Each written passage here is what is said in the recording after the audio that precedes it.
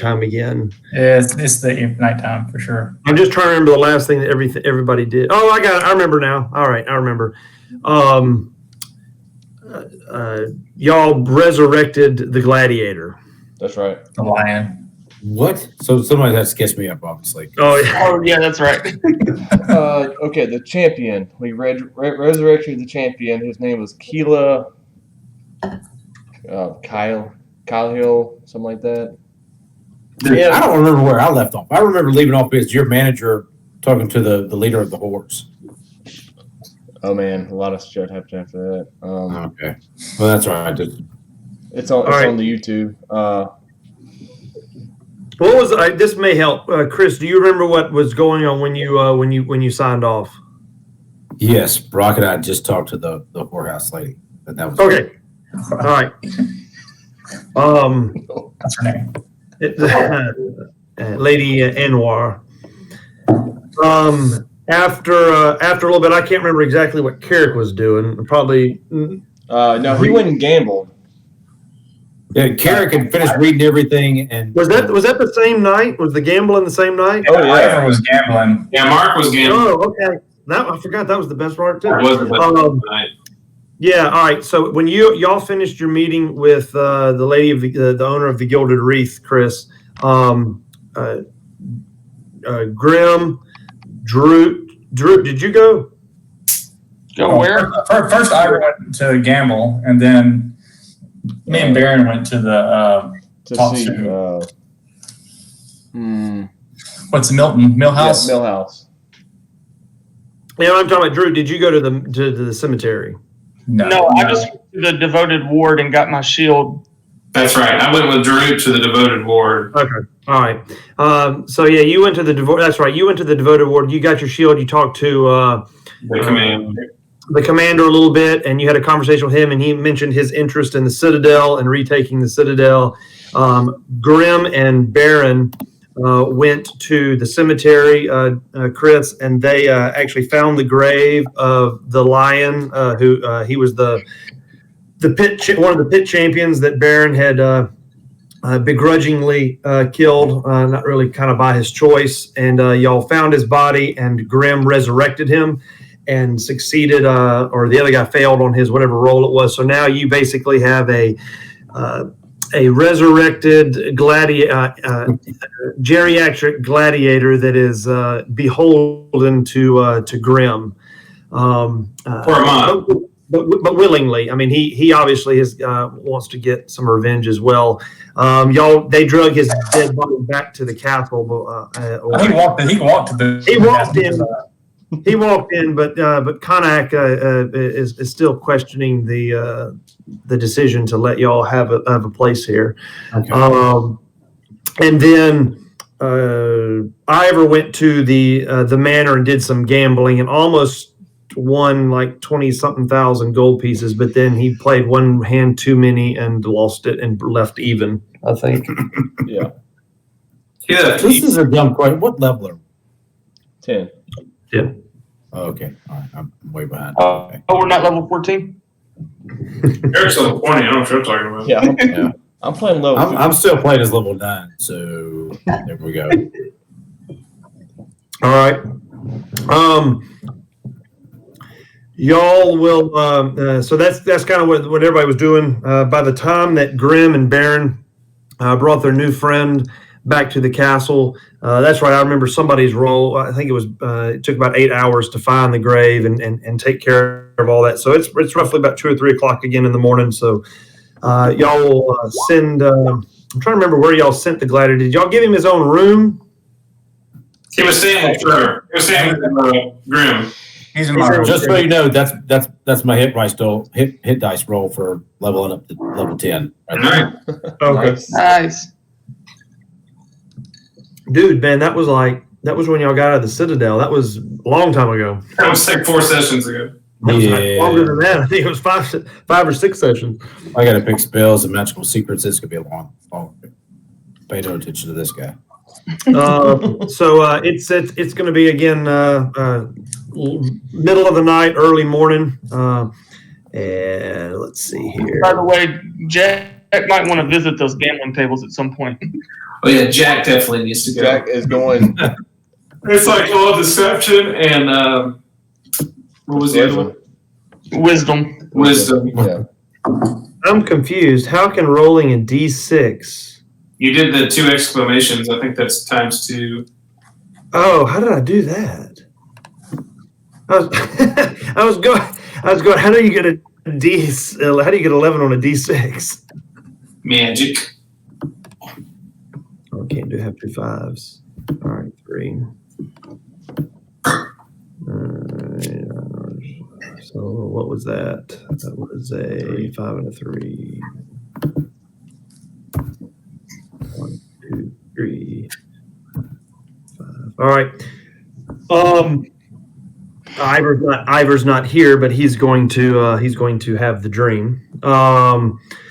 Ivor is resting comfortably after drinking his sorrows away, after after playing one hand too much of dice and not walking out with anything. He's going to be kind of sleeping when he has one of these dreams or visions similar to the one I described the night before. He is going to be kind of have his mind venture off while he's asleep, and then it's going to kind of come into the middle of a scene, or again, that's the way I kind of describe it, kind of like when you come into a movie that's already been playing, come into the middle of it. He is going to see what appears to be the body or the resemblance of someone that looks like the commander that is walking up to through the devoted ward. And as he approaches one of the barracks, one of the houses and barracks in the devoted ward, he's going to knock on one of the doors, and one of the Silver Shroud, not in their armor, is going to answer the door. And you'll see that this person, Ivor's going to see that this person that answers the door again, he's kind of viewing this from behind or over the shoulder of the commander. He's going to see this guy kind of be startled at the sight of the commander and kind of all of a sudden stand at attention and address him as commander. And the commander, you'll hear his voice and ask if he may gain interest or if he can come in. He has some Silver Shroud business to speak to this gentleman, and he's going to invite the commander in, and then Ivor will see the door shut. And then the other roll was 5. That's Baron. Baron, you're going to be sleeping as well, and you are going to have your kind of sleep kind of interrupted by a vision or a dream that you're going to have. Okay. And in particular one, you are going to see, it's going to be, you're going to kind of see the world kind of from your own perspective. You're going to kind of get up out of your bed. It's going to be one of those visions or dreams that it feels real at the moment to you. It's almost as if it's morning time. And so as we've kind of started every morning session before, you would get up and you would leave your suite and you would head downstairs, and then you would kind of meet your compatriots in the foyer, and then y'all would head out of the Citadel and into the entrance to the Riverbank Square. And as you all are kind of walking, you're going to notice that the sun kind of what you kind of believe to be is kind of to believe to be shade, or just the sun passing behind some clouds, kind of continues for a good bit of time, and then you will hear people and different people in the crowd kind of start to talk loud, and then you'll hear some screams, and you will look up and you will see that the sun is completely blotted out by what appears to be a dark moving black cloud. And as you kind of focus on this cloud, your eyes will kind of focus on it, and after a few moments you'll see that it's not a cloud at all, but it is a enormous swarm of bats that has kind of completely blotted out the sun, and they are kind of swooping down in waves. They cover almost the entire sky. and then they kind of come down into the crowd, and kind of at that point when they start tearing through the crowd that you wake up and you realize it was a dream. Okay. And Or you're Batman. or you're Batman. Yeah, you got to say it in that voice. I am Batman. And with that, you'll kind of sit upright in your bed again, and you'll realize that what felt real, and at that moment, you will realize it was in fact a dream. And then you'll kind of put your head back. I assume put your head back down on your pillow, and kind of sit there. If I realize it's still night, I will. If I realize it's still nighttime. Yeah. This is the. You'll be able to see out your window that this is still the middle of the night or early morning. Okay. Based on when y'all got back. Yeah. And the world is not destroyed. The sun does come up, and y'all are everyone finds themselves kind of awakening again back in their suites in Citadel Lithvir, except for Ivor, who has said that he is going to be always staying at the Iron Hammer. And Baron, I think Baron is actually staying at the Manor. I was going to say at the Daggerford Manor. Yeah, you're at the Manor. So you and Ivor are not at the Citadel. So you would have been looking out the room of whatever suite you have in the Manor. But everybody else is at the Citadel. And at that point, again, it's morning, and it's y'all. Can we retcon just a wee bit? Sure. Before Carrot goes to bed that night, I would like to do a little something. Before I go to bed, I'm gonna kind of open the door to my room just a little bit, and then I'm gonna do that. Okay. And I'm gonna go to my brother's room. Okay.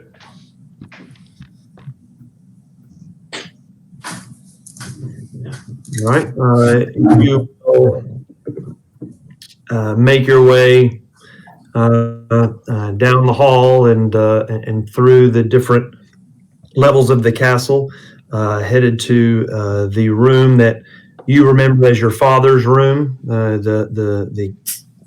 the suite or the private quarters of the king, which pretty much takes up the whole, one whole floor of the Citadel. But obviously, your brother has now, as the king has taken over those quarters, you will find the entrance of the door or whatever area you want to enter in through, whether it be underneath the door or any other crack or crevice. But will be easy enough to do in an older castle like this. Find your way into his private quarters, and you will see him simply laying there, kind of tossing and turning. You can't tell whether he's actually asleep or awake, but he is in his bed. Just laying in bed? Yes. Anything out of the ordinary? Is the room disheveled or any blood trails anywhere? Make an investigations check. 23.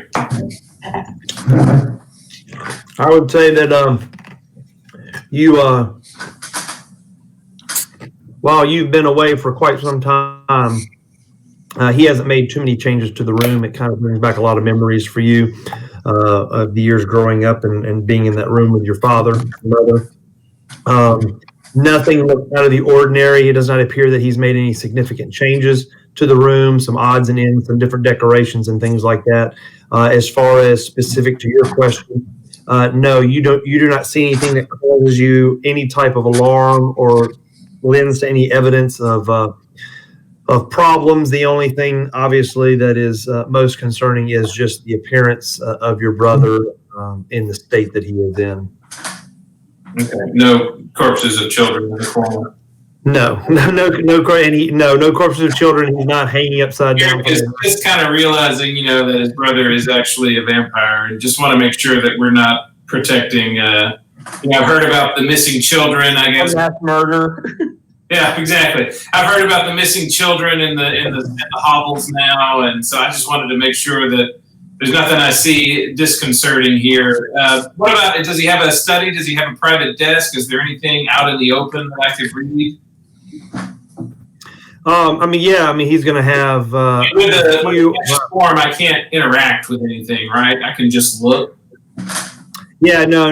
All you can do is look. You can't talk. I can't open doors and do anything like that. But I can just anything. Yeah, you can't pick up anything or anything like that. Anything that you are carrying is on you, but you can't pick up anything new. You can't interact with anything.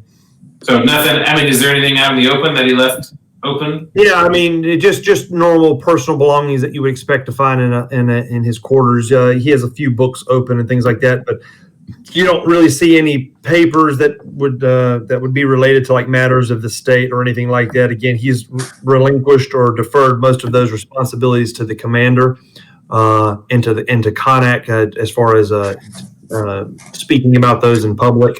So the only thing you can really tell is that he all the things that you've heard are true. It looks like he spends most of every waking moment in this room. It's very well lived in.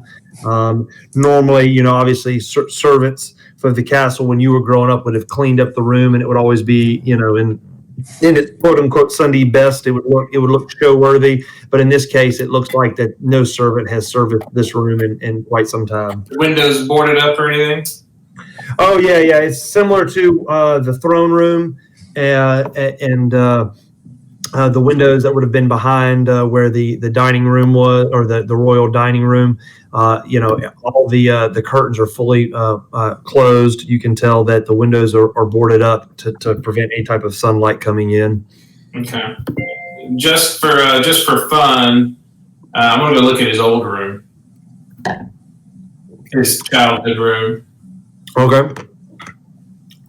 All right, you'll make your way back out of the king's private quarters, and you will come down a couple of levels to in the citadel to where your room is and where his old room was, and you'll find it just as you kind of remember it from when y'all were growing up. No piles of dead bodies in the. No, nothing out of the ordinary. It looks as if no one's been in there in quite a few years. Obviously, the way that you remembered it, he was always kind of the one that, if I remember your notes correctly, was kind of more into the, fighting and warfare. That he was the physical one. So you'll see, some of the swords that he had trained with, some of the items that he had as he was growing up and things like that. But it's pretty well how you remembered it from when you were a child. Okay, that's it. That's all the snooping I wanted to do. Okay. If this is the morning, I'll go get out, find Ivor at his new location. All right. I assume he told you where he was going to be at. So you can move your token on over there. Yeah, I think I can. I just want to grab him. Hold on 1 second. Tell him. I'll just tell him me and Jack had a interesting conversation with what the hell was her name? Lady Anwar? Yeah, Lady Anwar. She's rolling pretty deep over there with the Iron Shroud. Is it Iron Shroud? Silver Shroud. Silver Shroud. So then I guess we'll head back over to the Citadel to meet everybody else.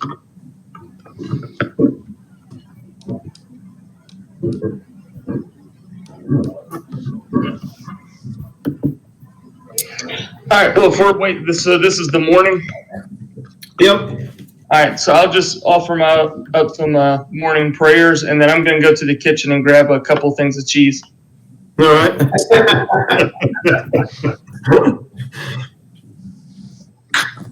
I'm gonna wait till Grim is by himself, and I'm gonna go talk to Grim. All right. I'll say Grim. So that in the library yesterday, You were able to make that make him talk even though he was dead, huh? Yep, talking head, pretty sweet. Yeah. You think Favorite kind. you could do me a favor? Okay. I'll pull out my purple iron stone Mm-hmm. and hold it up, and you'll see it flash 3 times as He's taking a picture. my familiar shield spell will just be wasted on myself 3 times in a row. And then I'll hand it to you, and I'll say, "Do you think you could put that spell in the stone?" Yeah. Let's see. Speak with dead. Yeah, it's level 3. So I will cast it into there.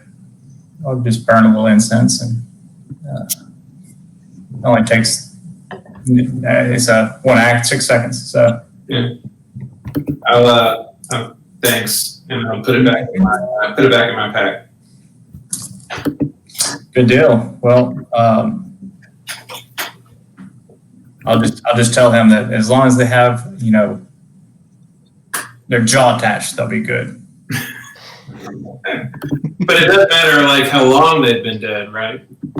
Absolutely not. You can speak with anybody you want to. That becomes a problem when you want to bring them back to life. Well, I think maybe we could just get a few questions answered. But I understand that it helps if the person asking the questions is familiar to the target. As long as you weren't hostile to them in life, they should be agreeable. Well, I'll let you know how it turns out. Cool. Have you met the lawn? No, who's that? I was in the library. The character really has no clue. He's still asleep. He's still asleep. Do we have a lion? Yes, it's awesome. in the Citadel, there's a lion. Well, I mean, not an actual lion, but I don't believe the speaker would let you in here with a lion. oh, he believes. No, you believe what you want.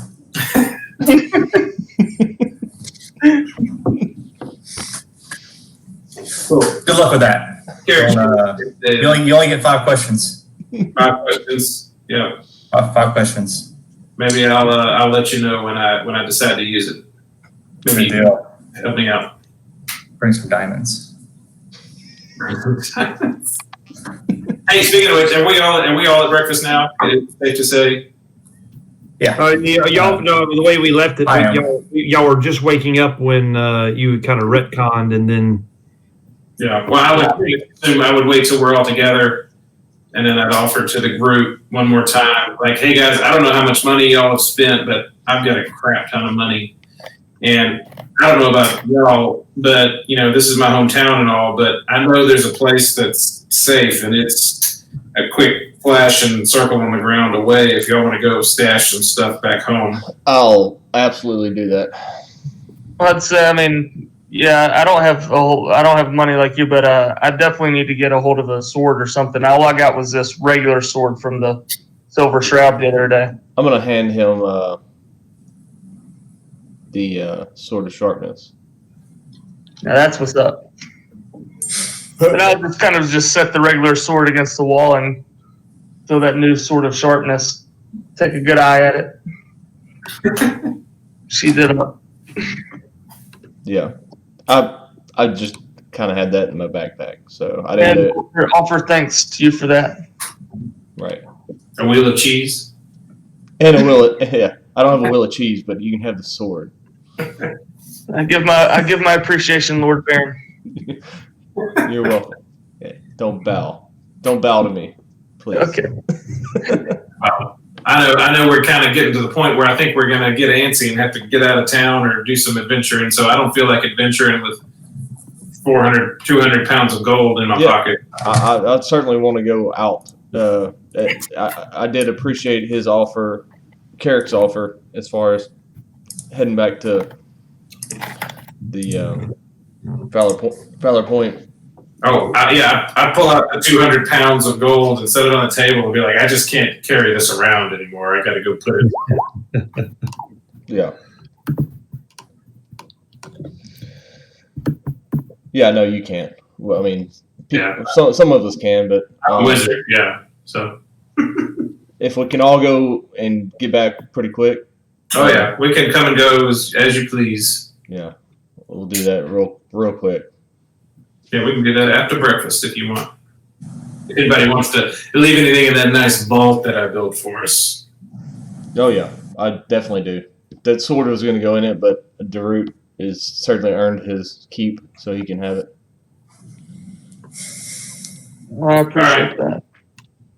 After my nice light elven breakfast, I'll just wait around until everybody's ready to go.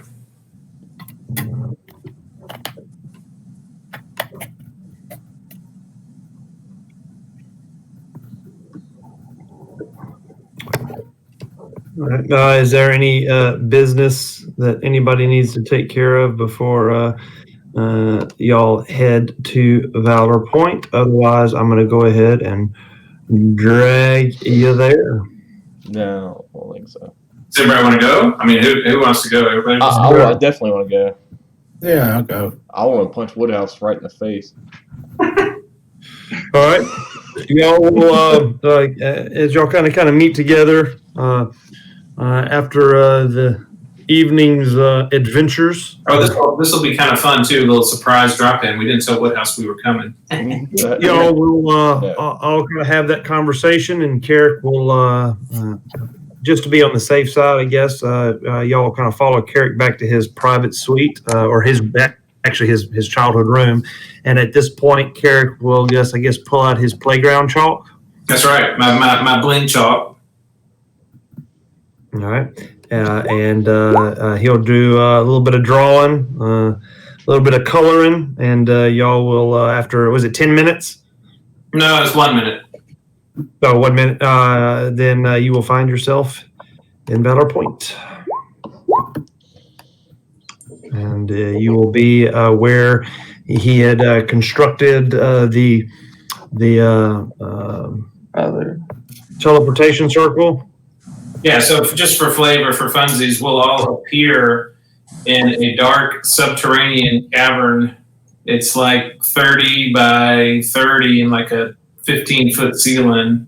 But it's completely dark until I snap my fingers and I'll just start to light a few torches along the walls that have just kind of been sitting there. I'll light a couple of those. And then we'll walk over to a big stone door that I'll say a few words and draw some lines on it, and it'll click open and swing open into the main courtyard of Valor Point.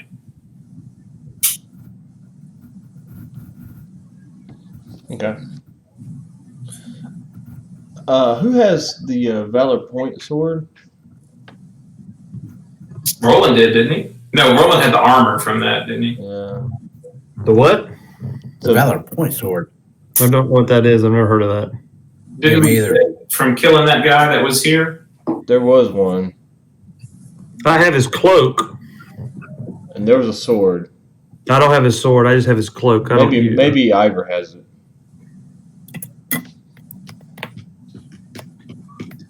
Yeah, his cloak, I remember. Oh, no, Ivor does have it. That's what he's saying. I'm sorry, I read that text wrong. He's texting, but he's not playing, apparently. He said he's watching a movie or laundry. I just texted him. Yeah, that's exactly what you told me. So, well, I didn't text him, but he told me. He told me to give Ivor to give Grim the Valor Point sword. And I don't have the stats for it, but he told me the day he had it. Okay. So don't worry about it right now. I just don't want to put it in the vault here. That's all I'm getting at. Right. Yeah, I'm going to walk next door, so like walk down about 15, 20 feet, and there'll be another similar stone door on the wall, and do the same little deal, draw a little symbol on it, and it'll click open and swing in, and it'll be the kind of the exact same room as the teleportation circle, except instead of a circle, it'll just be kind of lined with shelves and some cabinetry and things like that. So I'm going to walk in there, and I'm going to drop 10,000 gold on the floor and be like, guys, this is mine, don't touch it. I'm going to do exactly the same thing. Ivor's gonna steal all of it. Yeah, probably. No, Ivor's not going to do shit because you're not here. But after I do that, I would like to go see my family. Since I'm gonna go see Woodhouse first, I guess. I'm gonna go pick up my plants outside. All right. Y'all will kind of divvy off into your different areas of Valor Point. Very glad to see home. Droot will, while most people are going to see members of staff and family members and things like that, Droot is going to go play in his garden. Yes. And breathe the fresh salt air coming off the ocean on the coast, high or far below. Baron is going to be able to meet with Woodhouse, who is going to show him to one of the guest estate rooms where his family is in fact there and in good health and good spirits. Woodhouse seems to have been, as well as the rest of the Valor Point staff, they appear to have been following y'all's directives to the T. Your parents will indicate that they are being well taken care of, and that the Valor Point staff is attending to all their needs. Remind me. Drew will find that the whatever the heck those things were that Trevor introduced us to, the squirrels or whatever they were. Yeah. Yeah, they have not peed in your garden or anything like that. Everything still seems to be intact. All right. Remind me, Cram, did we like prepay before we left? How much money did we leave behind? You broke up so many times during that. I didn't catch it all. We paid like 6 months, I think. I was gonna say, did we prepay before we left? How much money did we leave behind to keep this place running? Dude, man, I'll be honest. I got no clue. Well, I remember you paid for all the construction and stuff. I don't remember you leaving any money behind. But again, that's pure memory there. then I'm gonna give Woodhouse. I did the math on this and I can't remember, but it's supposed to be a gold per day per person, right? Or something like that. Yeah, something like that. And we had six guards and Woodhouse and maybe Brown. So say 10 gold a day, 300 gold a month. So I'm gonna give him 1,000 gold. I'm gonna give Woodhouse 1,000 gold and tell him to keep the place running. Okay. Yeah, I mean, y'all have not been gone that terribly long. While it may feel for us forever, in game it's only been maybe, I don't know, a week and a half, 2 weeks, something like that. Yeah, and when I give him the gold, I'm gonna ask him to keep his eye out to go into town and to make a standing order for ink and paper and colored chalk. And I would like for him to start hoarding that for me. Isn't that cute? Playing hopscotch with your colored chalk. That's right. I need some fancy chalk and some ink and some paper and yeah. I want him to place a standing order in town to get that shipped up here. All right. Okay. Yeah, I mean. Yeah, I found the Valor Point sword. I went to the other game since I'm sure Mark didn't enter it in his character sheet. He might actually have it in there. I got it right here. Okay. Yeah, don't kill yourself.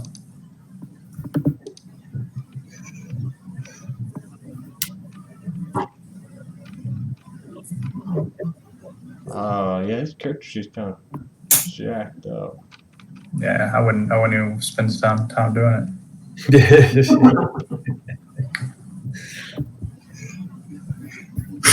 Well, Cram, between the ink and chalk and trying to pay to keep the place running, I'll let you tell me how much time we bought with that. Oh, I mean, again, y'all have got most of the grunt work y'all took care of that in your time off. So this is just mainly just, again. Yeah, more just like maintenance and paying wages. Yeah, maintenance, food, making sure that the people that are happy with their with their pay and their job for as far as kind of protecting Valor Point and keeping the tourists away. How much did you want to say that you wanted to? I heard you say 1,000 gold. I'm sure that's going to be plenty sufficient for a few weeks. Well, that should cover like 3 months or so with paying wages. I'll be honest. You're gonna have to defer to Trevor on that because I don't know how many people you had with him doing stuff.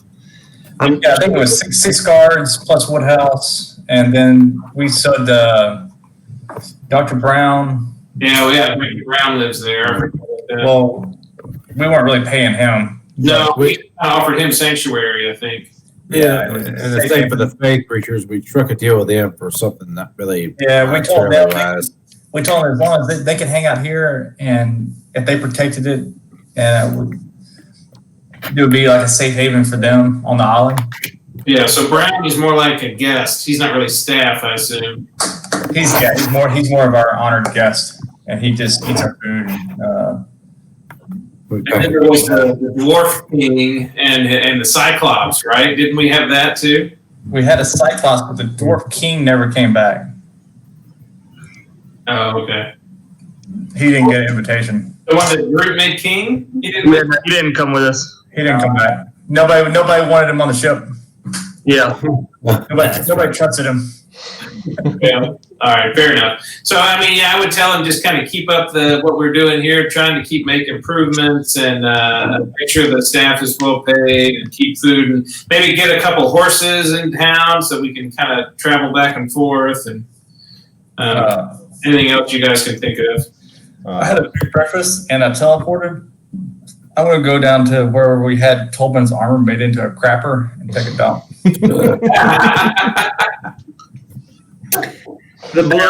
I'll tell Woodhouse if he's headed to town to run over to my headquarters of the Emerald Enclave. Let them know that I died. I'm back alive. But I do need a new necklace with the Emerald Enclave symbol on it. So if they can get to working on that, so I can have when I get back. Surely they have some of those laying around, I would like to think. Yeah, but I don't think we're going to wait around for him to run down and get back. So this is a morning activity. This isn't a multi-day activity. Oh, okay. Yeah. Okay. Fair enough. All right. Then send word, fill them in, and gotcha. Right. Woodhouse will assure you that request will be taken to Freeport, and that they will get all that taken care of for that. I mean, I'll just tell when I'm talking to my parents, I'll just tell them, lost the axe. My bad. Still looking for that. Your father will say, "Don't worry about it. We've been meaning to tell you, son, that you're adopted." Never. The rest of this conversation is null and void. Sorry, that's the Long Island iced tea talking. Yeah. What was I gonna say now? I'm working on building a stockpile to rebuild the estate to its former glory. So far, so good. I got quite a bit of funds stashed here, and if I come up missing, it's yours. I'll let Woodhouse know. If for some reason I don't return, it's going to be yours.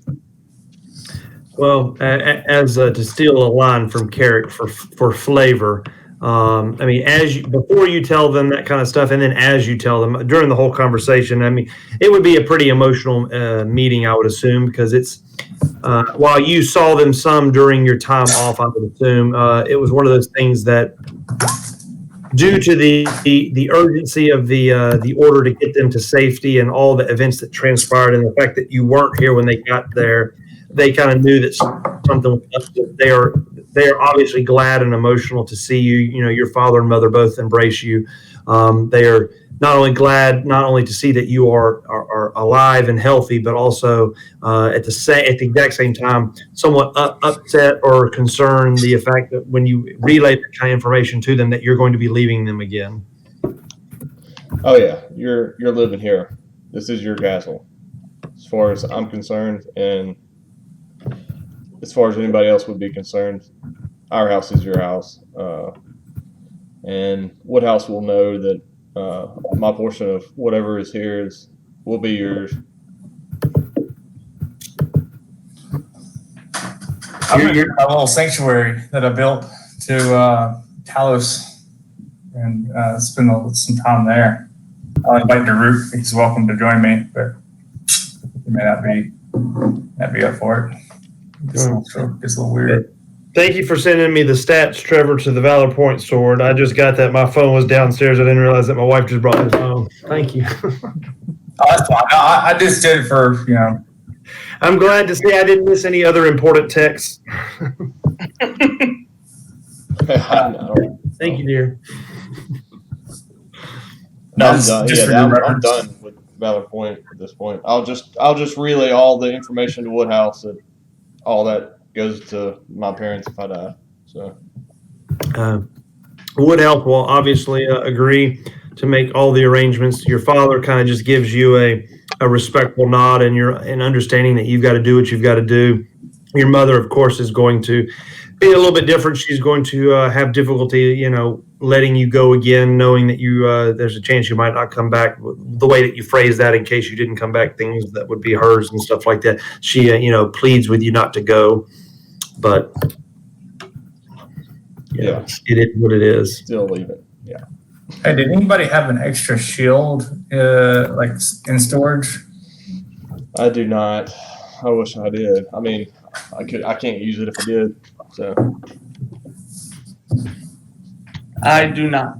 Mine's buried beneath the mountain. I'm gonna go raid the armory of our guards and grab a shield. Okay. I'm sure they'll be more than willing to give it to me. Yeah, I don't think anybody's gonna say anything to the one-eyed drunk owner of the castle. I am not drunk. I'm just hungover. Okay. I'm gonna go with him. I want to talk to Rambo. Rambo, I done forgot about Rambo. Rambo's the leader of the guard, man. He's our man. That's right. Ask him for like a little sit rep. What's been going on? Any trespassers? Any threats? Yeah. No, he lets you know that there's the standard rabble that thinks that they can get close enough to the castle to get a glimpse of the famed Iron Lords. They've had to, as normal course, inform several ships to veer course that they're in. I guess what we call what do you call it? When can't no fly zone, no sail zone. Sacred waters. Yeah, sacred waters. Sacred waters. But there has not been anything of note, no emergencies, nothing out of the ordinary, no attacks or anything like that. It's pretty much been business as usual. Any mention of our ship? Has our ship returned? No, your ship has not returned. Did we make arrangements for that? I can't remember. I can't remember either. No, it was still docked at yeah. Because last time I thought you just you paid I paid the barkeep to watch it. I paid the barkeep to make sure nobody messes with it. I paid her 400 gold to do that. Maybe we should get somebody to go pick it up for us. We're talking about the Bloody Tobin here. Oh, getting our y'all took the Bloody Tobin. It's the black gemma that y'all let. The black gemma is still here, but yeah, the Bloody Tobin y'all kind of just paid for an indeterminate amount of time to make sure nobody messes with it back at Lillian, that godforsaken city. Yes. I say we go back and get it. Next time we visit there at level 20, we're just going to burn it to the ground. We'll save the captain. I feel bad about the captain. Let's maybe we can talk to Woodhouse about trying to get some arrangements in motion about collect. Tell him to find a captain in town, and we'll message him. There's a captain in town. I don't have the notes on it, but I can send Jared the exact name of the captain. Hang on. That's right. I remember we did meet that guy. That's right. Well, we'll tell Woodhouse that we're interested in arranging for a boat return party. Okay. A ferry. Whoa. That was a nice one. I could hear that from here. Yeah, who was that? That was 2 states away. That was incredible. That's a part that only a 40-year-old man can do. Grim didn't get it all out on Tolbin. Hey, you know what else? This is just kind of like the idea is literally just going to hit Carrick. You know, we've got like this big fancy ship just sitting down there. If we're hiring a crew, maybe we should like semi-permanently hire a crew. And maybe we could put that ship to work for us earning gold. Ivers can be all on board of that. Yeah, I figured that'd be right up Ivor's alley. If we come back, we can talk to some people in town later. Yeah, I mean, we can put those in motion. I'll get the name of that captain because I can tell Woodhouse about it whenever we want to tell Woodhouse about it. Maybe we can get him working on it as our proxy here in Valley Point. Right. I just moved everything around in this room, and I can't find my binder right now. So I'll get it to you, but there's a captain in town. We'll come back to it. I can message Woodhouse anytime. Yeah. But I don't know. It's worth a thought. At least trying to put some numbers together and see what it would cost us to get that boat up and running, and then what we could do with it. Oh yeah. You'll need to just hire as simple as assign one person as captain, and then you've got your 5 officers and the 25 sailors to fully man the ship. So maybe we could do like armed escorts or something. Is it like a battleship? I mean, it's like a. Oh yeah, this is a big daddy. This is a gargantuan vehicle. So it's again, it's not like a transport. I mean, it's more. No. This is a 30 crew capacity ship, carries 100 tons. It does have some cargo capacity. Oh yeah, it's got cargo capacity and it's got full ballistas and mangonels. Well, I'll just turn to Ivor and tell him that that's his homework assignment. He needs to figure out something to do with that ship. We'll get it. We'll see what it would cost us to get it up and running. And I think Ivor would probably be like, that shouldn't be a problem. Cool. We don't have to do it now. Just yeah. So I just thought about it because we're standing here in Valley Point. Yeah, because I got the name of a captain in town that could handle most of this.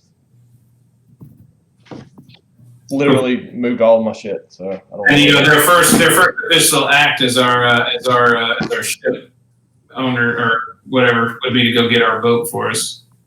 Okay. Like our personal boat. We can relay that to Woodhouse and say, go talk to this captain. Yeah.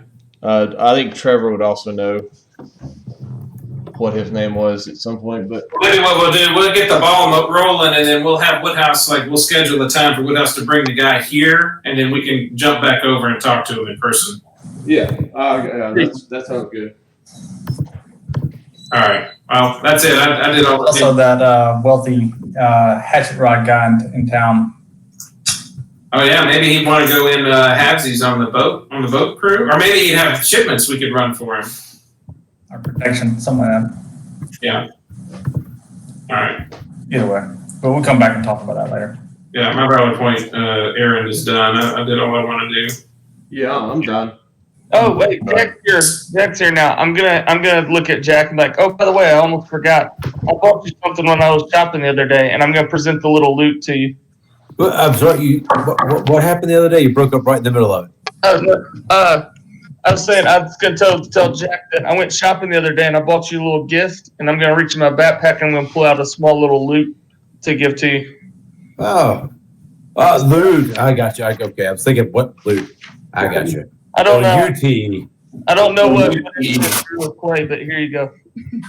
Hey, I play a little ditty. The loot. You inspire him for an hour. Yeah.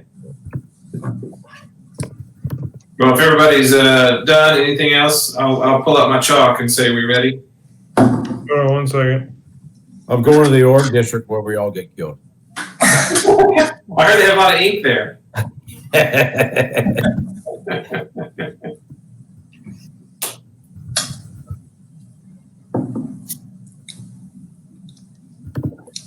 Let's not do that right now. No, yeah. We got people over there. Morning. Yeah, okay. I could totally change this all into works. It's no big deal. I've got the captain's name, but I'll just I'll hold that for later. Next time we're sitting around not doing anything, we'll message him. Yeah, no, I found my book or my binder. I'll ask the Iron Lords. Hey, since we're getting ready to go back, what's our kind of next step of what are we looking to do next? I think we need to find this ancient one, right? All right, while y'all are discussing this, y'all can continue discussing this, but a little bit of a retcon here. While y'all are kind of discussing this, Woodhouse is going to come to the group and ask for Drew to kind of step away for a moment. He is going to inform Drew that you have a package from the Emerald Enclave. Oh, I'll go open that package. I'll take it to my room and unwrap that. All right, roll a D100.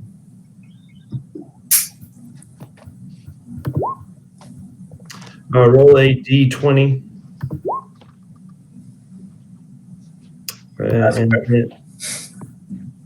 And you're going to open your package, and there is going to be 4,315 gold. What? Nice.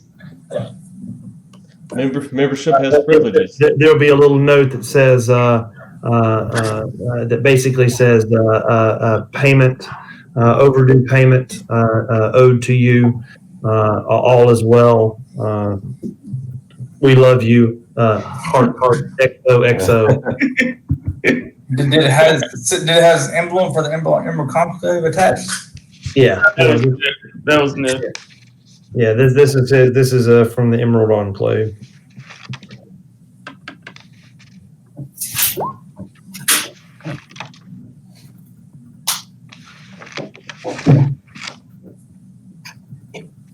Mm-hmm.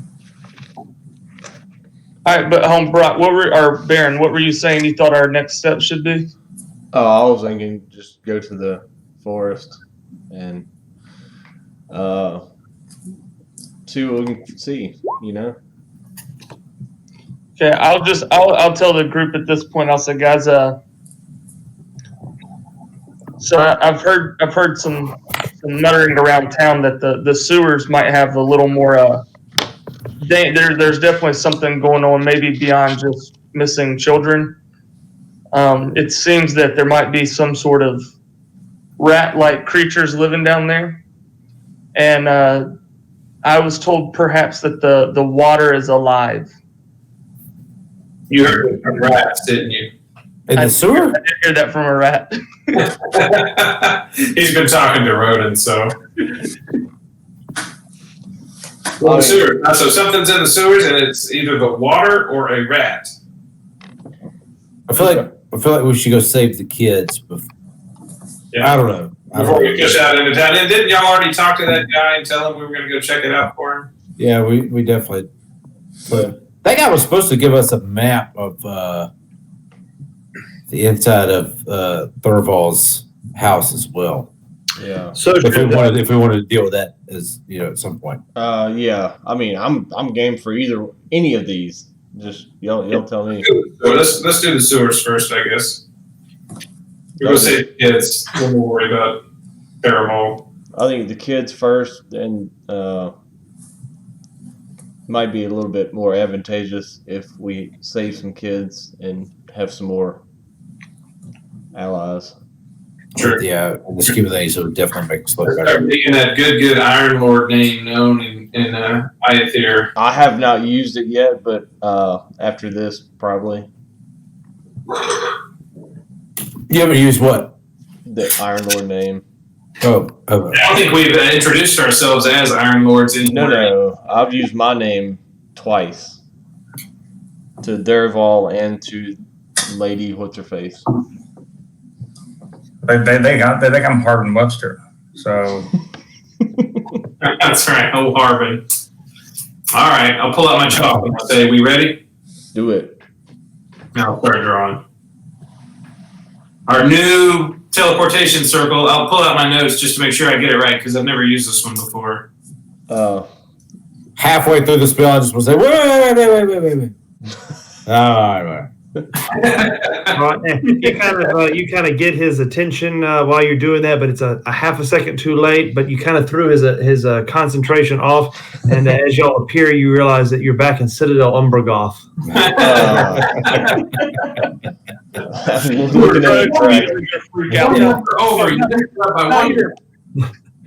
All right, y'all will find yourself standing back in the teleportation room circle of down in the bowels of Citadel Lithvir, not Umbragoth. Yeah. All right. What was this dude's name? That wanted to save the kids. If you're talking about the one that Jack met, that's Bashuk Darkheart. Yeah, Darkheart. He had agreed to kind of, from his memory, to get you a sketch of his visits in the past. He doesn't do business with the gentleman anymore, but visits from the past with Thorval.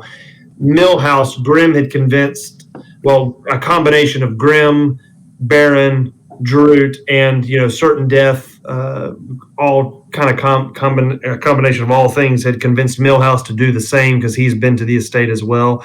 So just for ease of use and retcon purposes, we're going to say that as you kind of find yourself back in the castle and make your way up, before y'all all manage to make your way back to the main entrance to the castle, Baron and Drute and Grimm, who kind of were all the points of contact with Millhouse at the pit, are going to go down there and see if he's only made good on his promise. And he will provide you on a piece of paper a rough sketch to the best of his ability of the estate.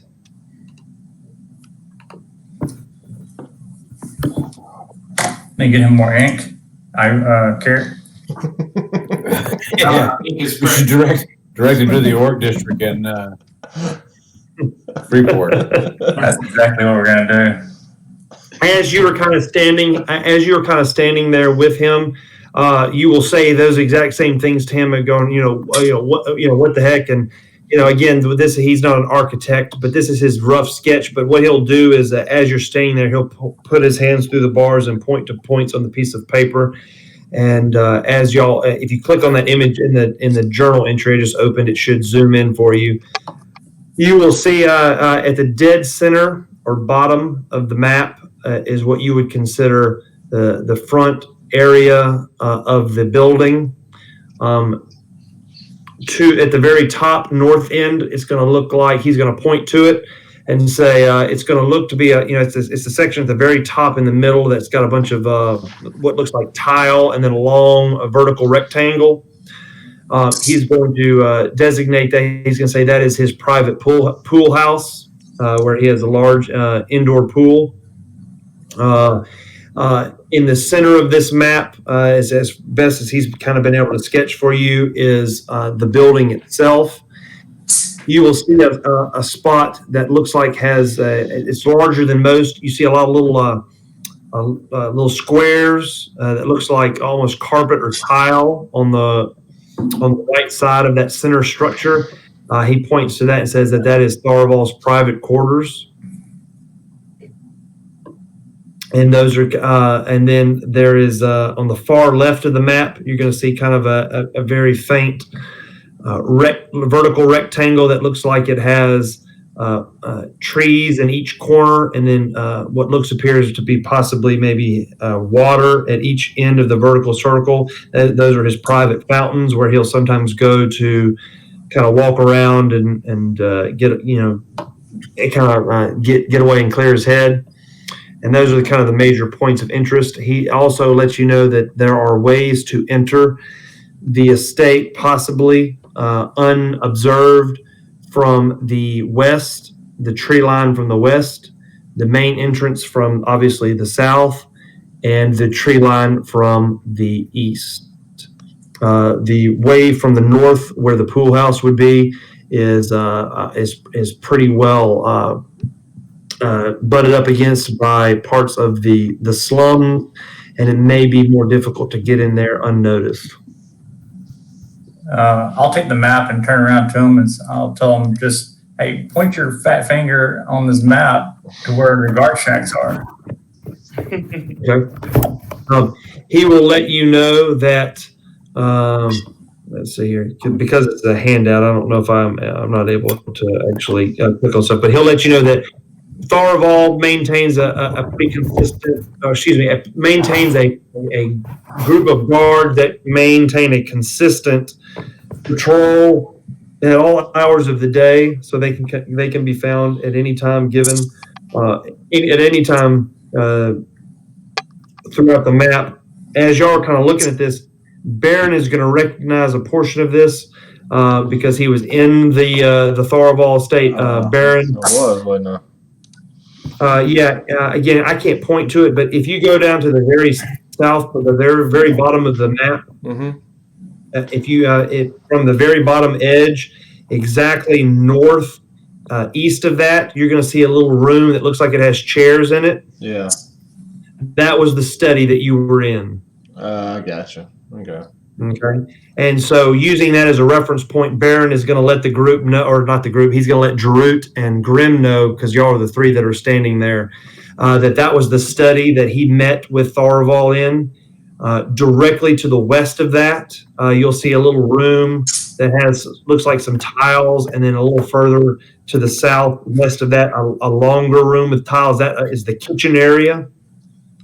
Millhouse is going to kind of key in when you point to the study and say that's the study. He will confirm, Baron, that yes, that's the study. He's met with Tharaval there many a times, and yes, that the kitchen and the dining hall is to the west of that, and that the long vertical hallway that kind of runs up the middle of that building leads to his private quarters. He believes that from the pool house there is an entrance is directly opposite of the pool house, so that would be there's an entrance at the southern part of the estate that Baron entered through the front doors, and then I guess you call a quote unquote back door that Millhouse is aware of that leads from the pool house. Okay. Did we confirm that nobody lives there with him? It's him and the guards. That is confirmed. Millhouse will confirm with you that yes, Tharaval lives there alone, and the only person there, unless he's conducting business or has visitors there, as far as for business purposes, is him and his guards. Okay.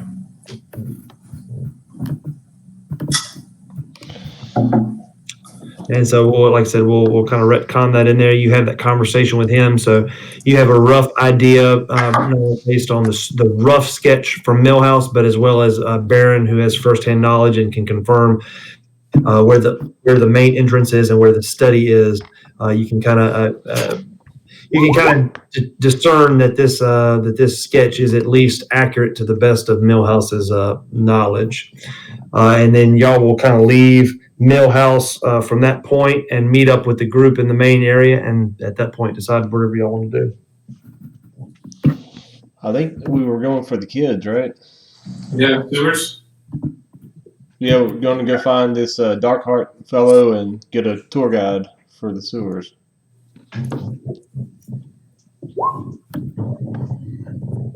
Okay. I mean, I'm not trying to speak for everyone, but I think that's what we decided. Yeah. Jarut's always saving kids. I'm cool with that. All right. Y'all will exit. Y'all will kind of exit the Lithrid Citadel. As y'all do so, you will notice a bit of higher traffic on the street, and this is not by the normal citizens or travelers and visitors, but there's a larger contingent of a silver shroud on the street. We may be under one level of what I guess you would consider what it would look like if martial law was instituted in the city. There is pretty much on every corner there's silver shroud. There's several marching on the street. There appears to be a pretty large contingent, if not all of the silver shroud, in full display as y'all kind of exit the citadel. I'll walk up to one of them that looks like they're in charge and ask them what's going on here. You could, at this point, y'all have been there enough days that they know who you are. He will look at you and inform you that there has been some type of disturbance in the devoted ward. That there was some type of ambush or attack on several houses and or barracks there. That the insurrection has been successfully put down, but it was not without casualties. And that at this point the city is on high alert. Right. There was an attempted coup within the Silver Shroud? It was some type of ambush. He let you know that in the middle of the night, last night, there was an attack of undead creatures that had to be handled by the Silver Shroud. At that point, Druid will ask, did they breach the city wall or did they come from within the city? The Silver Shroud will kind of look at you and say, at this point, I don't know how they entered in, not only to the city, but the devoted ward. All I know is that it appears that several of the creatures that they put down were former members of the Silver Shroud. Where's the captain? Where's the commander at? The commander. Ivor's going to say, yeah, we need to find the commander. Or the commander, that's a particular Silver Shroud will let you know that the commander is dealing with the fallout from this attack. He is currently in the devoted ward. I guess we got detoured, boys.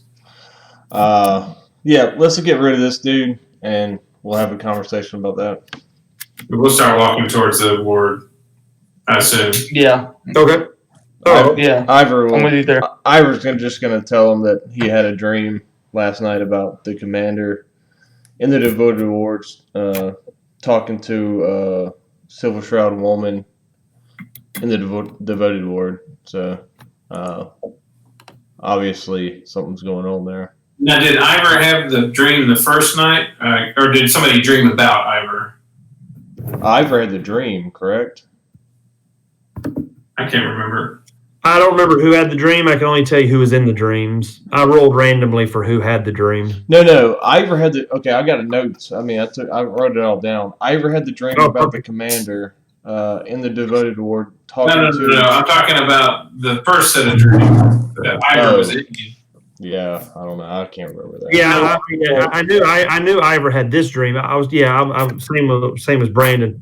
I don't remember. I rolled randomly who had the dreams. I can tell you exactly what the dreams were and who were in the dreams. I just can't remember who had the dream. I'm just trying to replace. I mean, right now, Carrick obviously has realized that the dreams are real and whatnot after the fallout from the library, and I assume Ivor knows that too because he talked about the one that died. He found out about that. So. Yeah, y'all kind of shared all that. So Ivor would know that the dream is probably more of a foreshadowing or something real that happened. Yeah. So. Okay.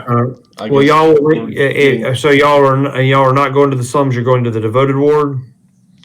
Yeah. Seems like we need to check that out.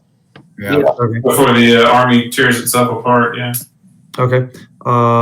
Then let me. As we walk there, Druid's gonna be like, "Why is everybody having dreams? Jack, are you having dreams? You have weird dreams? Grim, have you had dreams? I'm not having dreams, guys. I don't know what's going on here." I had one dream, but it was about Ivor visiting some old whore. It was weird. Y'all will make your way to the devoted ward as y'all have that conversation. It's what appeared to be controlled patrols and in semi-chaos in outside the citadel is almost pure chaos in the devoted ward. you see lots of Silver Shroud not only manning the entrance to the devoted ward, completely quarantining it off from any and all outside visitors, with the exception of you all, being as y'all wear the Iathir crest. But also, you will see several dead bodies as you kind of walk to the commander's location at his headquarters. As you make your way there, you will approach the commander, who appears to be covered in his blood. Covered in blood, but not his blood. As you can tell, because he appears to be in good health. He kind of looks battle weary and sees you approach and walks to meet you and says, "You kind of have come to us in a bit of a bad timing. What can I do for you, gentlemen?" What happened here? I'm still trying to figure out exactly what happened myself. All that I know is that it's early this morning. There were shouts and screams from barracks, and before I knew it, a battle had broken out. There were some type of undead creatures that emerged from some of the barracks and attacked other members of the Silver Shroud. And we had to call all units to gather and attack these undead creatures that had kind of fallen from an unknown location. When we met the ones that had kind of ambushed us, they moved and acted similar to the ones that we have encountered previously at the edge of the Yearwood. It wasn't until we were able to get close enough to see that they were some type of undead creature that were difficult to put down. We ended up having to actually run through their heart with our spears and any other sharp objects that we could do. I mean, I'm sure you've heard the term before, but the legends appear to be true, and they appear to be similar creatures to what happened to the king, vampires of some sort. Ivor will immediately ask him, were you here before all of this started going down? Well, what do you mean? Were you here in the devoted ward before all of this started happening? You talking about before the stuff with the king and anything the with commander, all this crap started happening tonight or today? Today. He said. I mean, I was at my I guess you'd say my headquarters or my home, quote unquote, my residence here in the devoted ward. Oh shit! Never mind. Yeah. Okay. I'll ask him if he can take us to the spot where the first attack occurred, or to where he thinks the first kind of attack occurred. Yeah, he will. He will definitely do that. Hold on one second. Let's see here. Let me do this.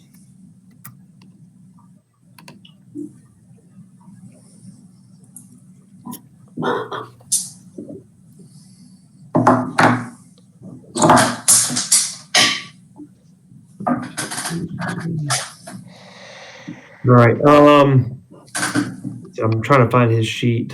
Hold on one second.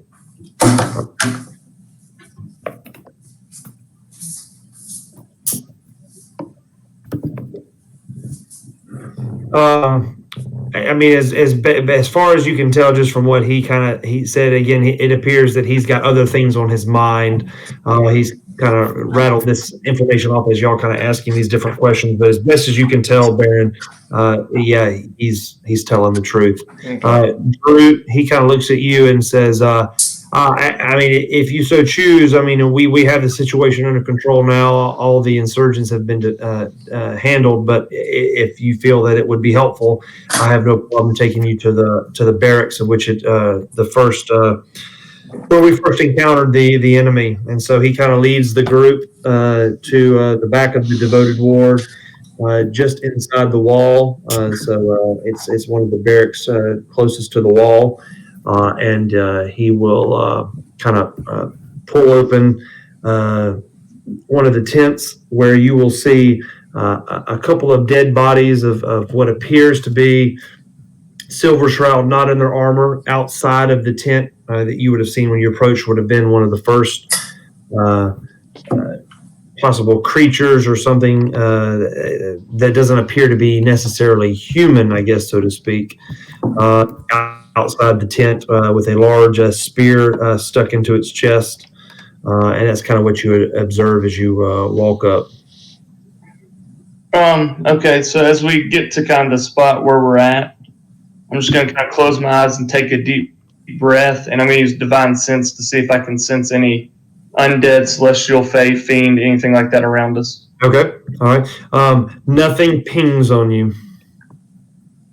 You kind of take that moment to do so, and nothing draws your attention. Everything the waters seem to be calm, so to speak. I'll look over at Grim and just let Grim know I didn't sense anything kind of in the immediate area, but see if he knows of anything that we might could detect, if there's any more undead around here. I mean, that's probably the best we can do. I mean, Yeah. anything I do is going to be very similar, Yeah. but Then I'll just turn to the rest of the group and tell them, guys, I don't sense any undead in the area right now.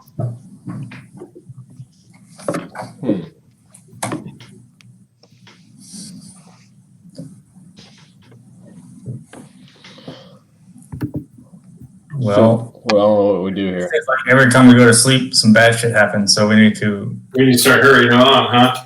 I need to get some. We need to stay awake at night. Let's see. I'll ask the commander, how many people did you lose today?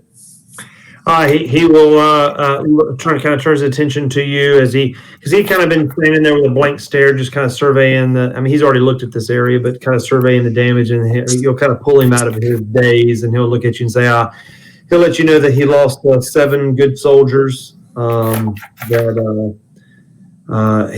As best he can tell, 3 or 4 of them are either unaccounted for or possibly creatures that they killed. The others were actually killed during the battle. By the creatures? Did anyone get hurt by the creatures? That's what he's saying. He there are 3 or 4 that are unaccounted for. He doesn't have the exact number. He knows that he's missing 8. But they're still going through the remains to see which ones. He knows that there's at least 3 dead bodies themselves that are of the Silver Shroud that appear to just have died in battle or perished in battle. The others are either completely missing, or he suspects possibly may have been one of the ones that they had to put down. Was anyone wounded in the battle but still alive? He says that they're still trying to take stock of casualties. He does not know at this point. I would like to examine the dead bodies while they're talking. Okay. All right. You will kind of, they're kind of spread out through this area. Y'all are on the map, right? Yes. Yeah. All right. Y'all are in this portion right here of the devoted ward. So you will kind of, I assume that, he disappeared. I'm still here, sorry. I had to let the dog in. Oh, okay. As you kind of walk around, your divine sense, does that last for a period of time? No, that was kind of immediate, but I was examining the bodies to see if maybe there was any puncture wounds around the neck. Oh, I got you. All right. Yeah, you'll kind of then, as the commander speaks with Carrick and any of the others that are kind of talking to him, Baron, I think, asked a couple questions. You will kind of pull off and kind of go to at least the ones that you can see all in this area of the devoted ward. You will find, similar evidence that these creatures, or what left of them, had either been, punctured through the heart with spears or any other, or knives or any other different things. you will find no particular evidence of any type of bite marks on most of them. That, however, there are 2 that appear to have some type of bite mark on them. Is it on their neck? Correct. So does it look like 2 small punctures, or like somebody took a chunk out of like their neck? It's going to be like someone took a chunk out of their neck. Okay. I'll tell the commander after I assume Drew relays that information or points it out. I would tell him that anyone that was injured needs to be kept safe and alone and separated from the group tonight. And I don't know much about this. Maybe Grim can tell me more, but I would recommend that you burn these bodies. Yeah, that's what I was going to recommend. I would burn the bodies and take anybody that's wounded or injured to the cathedral for the night. I think we should burn them before the day ends. And before sunset, yeah.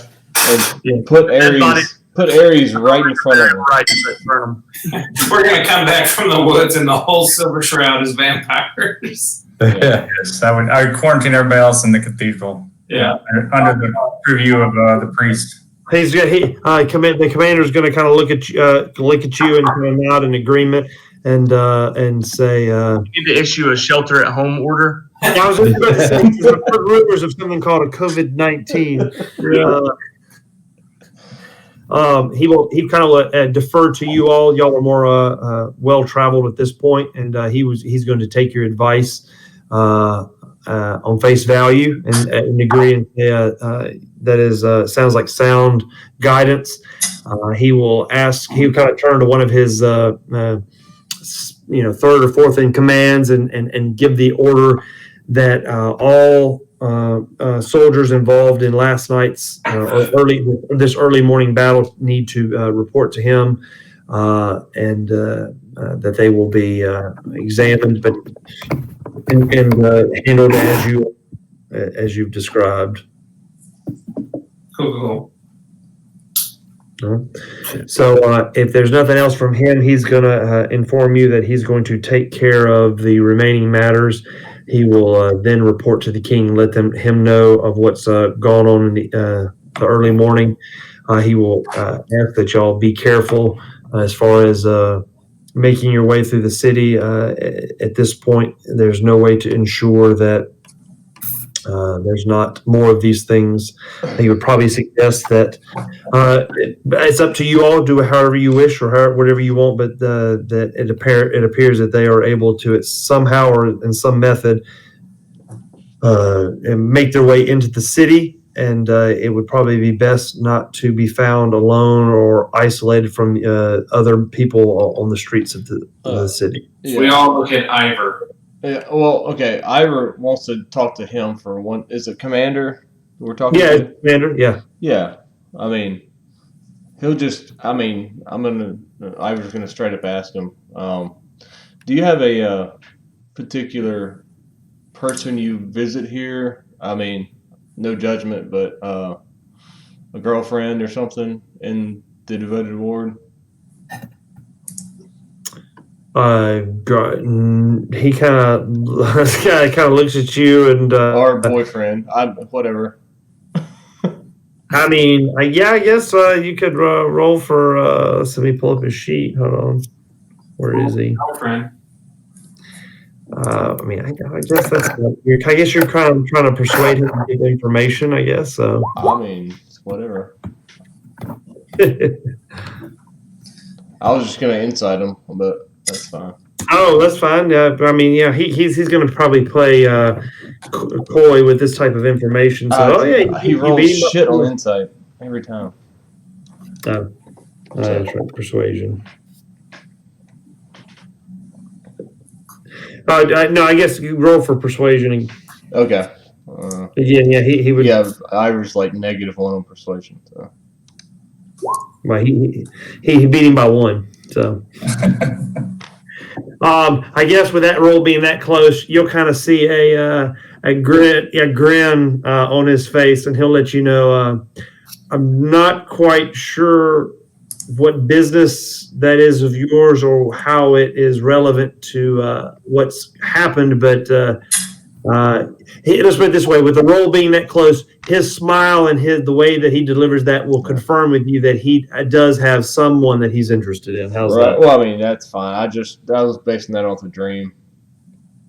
Oh, I got you. Yeah, I mean, again, you'll be able to, based on that, you're going to be able to tell that, yeah, that he does have an interest in someone, and there is someone that he's probably involved with. He's again, his tone of voice, his answer, and his facial reaction is going to Yeah, that's fine. going to let you know that yeah, there is someone he's interested in. Okay, that's all I need. I mean, that's all I was trying to get out of him. I mean, Gotcha. So yeah. Yeah, he'll try to play it high and tight, but he's going to betray, his facial reaction is going to betray his true answer. So you're going to know he's interested in someone and involved with someone. Okay. Just kind of weird. Okay. What were we doing? Oh, I guess we were going to start a sewer dungeon eventually if we can make it across town. I think so. Yeah. All right, y'all. Y'all will, after speaking with the commander, y'all will head your way to back across town through the Riverbank Square, and find yourself back into the entrance to the slums. You will begin walking, making your way up through the slums, through the different sections of that area. And if you're, I guess we don't have to move the tokens at this point because everybody's together. But if you'll remember that the meeting from Jack to Bashuk, it indicated that where most of the children kind of, not say most of the children disappeared.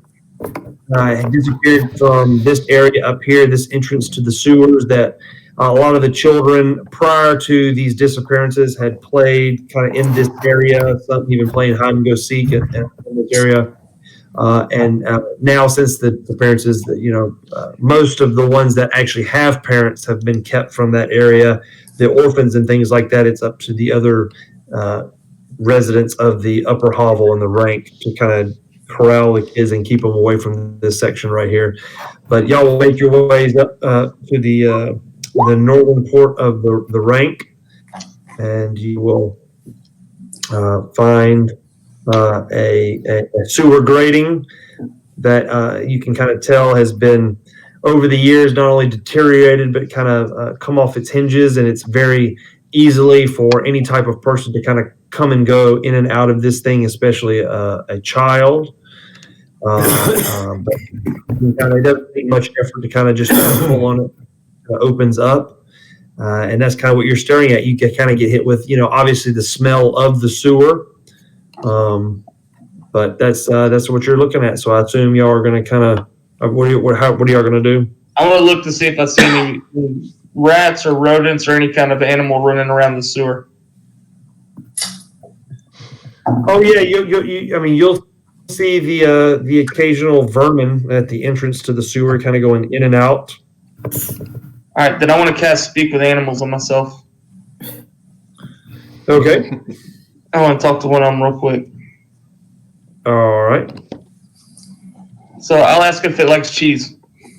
You'll kind of pick a rat at random that's kind of coming out of one of the sewer grates as y'all kind of pull it open, and most of them scurry, but this particular one hears your voice, the one that you kind of picked out at random, and it's going to kind of look up at you and say, "Cheese, yeah."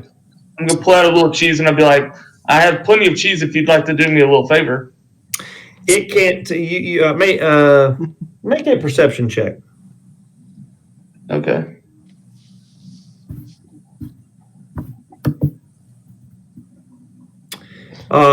Zero. You kind of get down on one knee and hold out the cheese, and you're able to, by getting down on one knee, you're able to get a closer look at this tiny little rat face, and you can tell that it is either enamored with this piece of cheese, or at the same time equally shocked at the fact that there is a creature that's not human that looks almost worse than it does.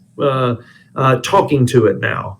And it kind of looks back at the cheese, and then it finally looks at you, and you can kind of tell now with that perception that it is intently interested in the cheese, and he will answer, well, no problem. Are we talking the whole wheel here? Well, possibly, yes. First of all, we've heard rumors of some children that have gone missing down here. Do you know anything about those children or where they might be? It's going to say,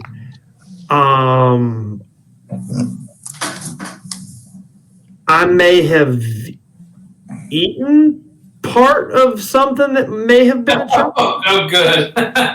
I'll break off a small piece of cheese and give it to him and say thanks and say, are there other, I've heard there's other larger rat-like things down here. How would you like for the rest of this cheese wheel? Why don't you lead me and my buddies in the past that you know and let us know where some of these rat creepers might be? Okay. All right. He kind of agrees. He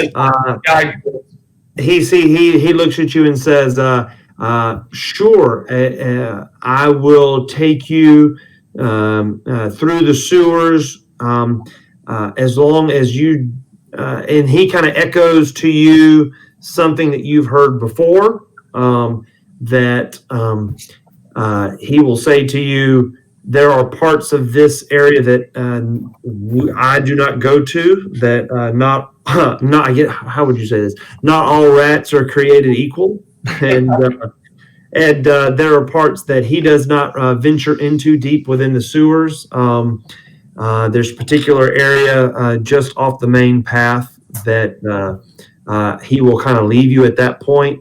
But he will leave you at that point, but he is willing to lead you to that point if that is adequate.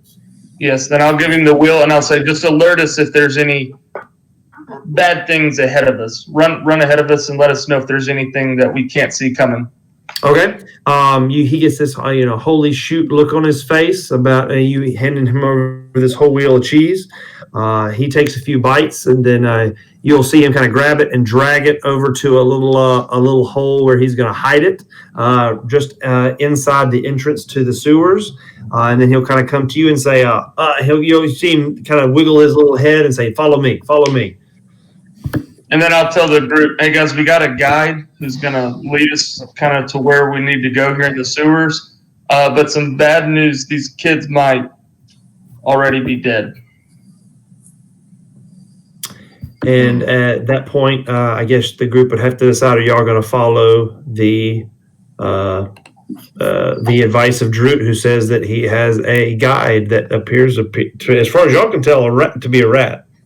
You just see Drew and this rat making squeaking noises back and forth at each other. I mean, yeah, I would trust Drew. All right. He talks to things, so it's not out of. I mean, it's all right. Beginning to be our little rat might eat some of the kids. All right, y'all will duck into the sewer grate. Following behind Droot, who's kind of taking point in this particular instance because he's the one conversing with the rat. As y'all walk, again, because I like what Carrick said for flavor. The five of y'all are kind of walking down this sewer, this trickling water that is raw sewage and things like that. You're trying to stay on the culvert part of the high, the part of it that's not in the muck. And as you kind of follow behind Drew, you're just seeing him kind of talk in rat voices to this little tiny thing scurrying along the ground.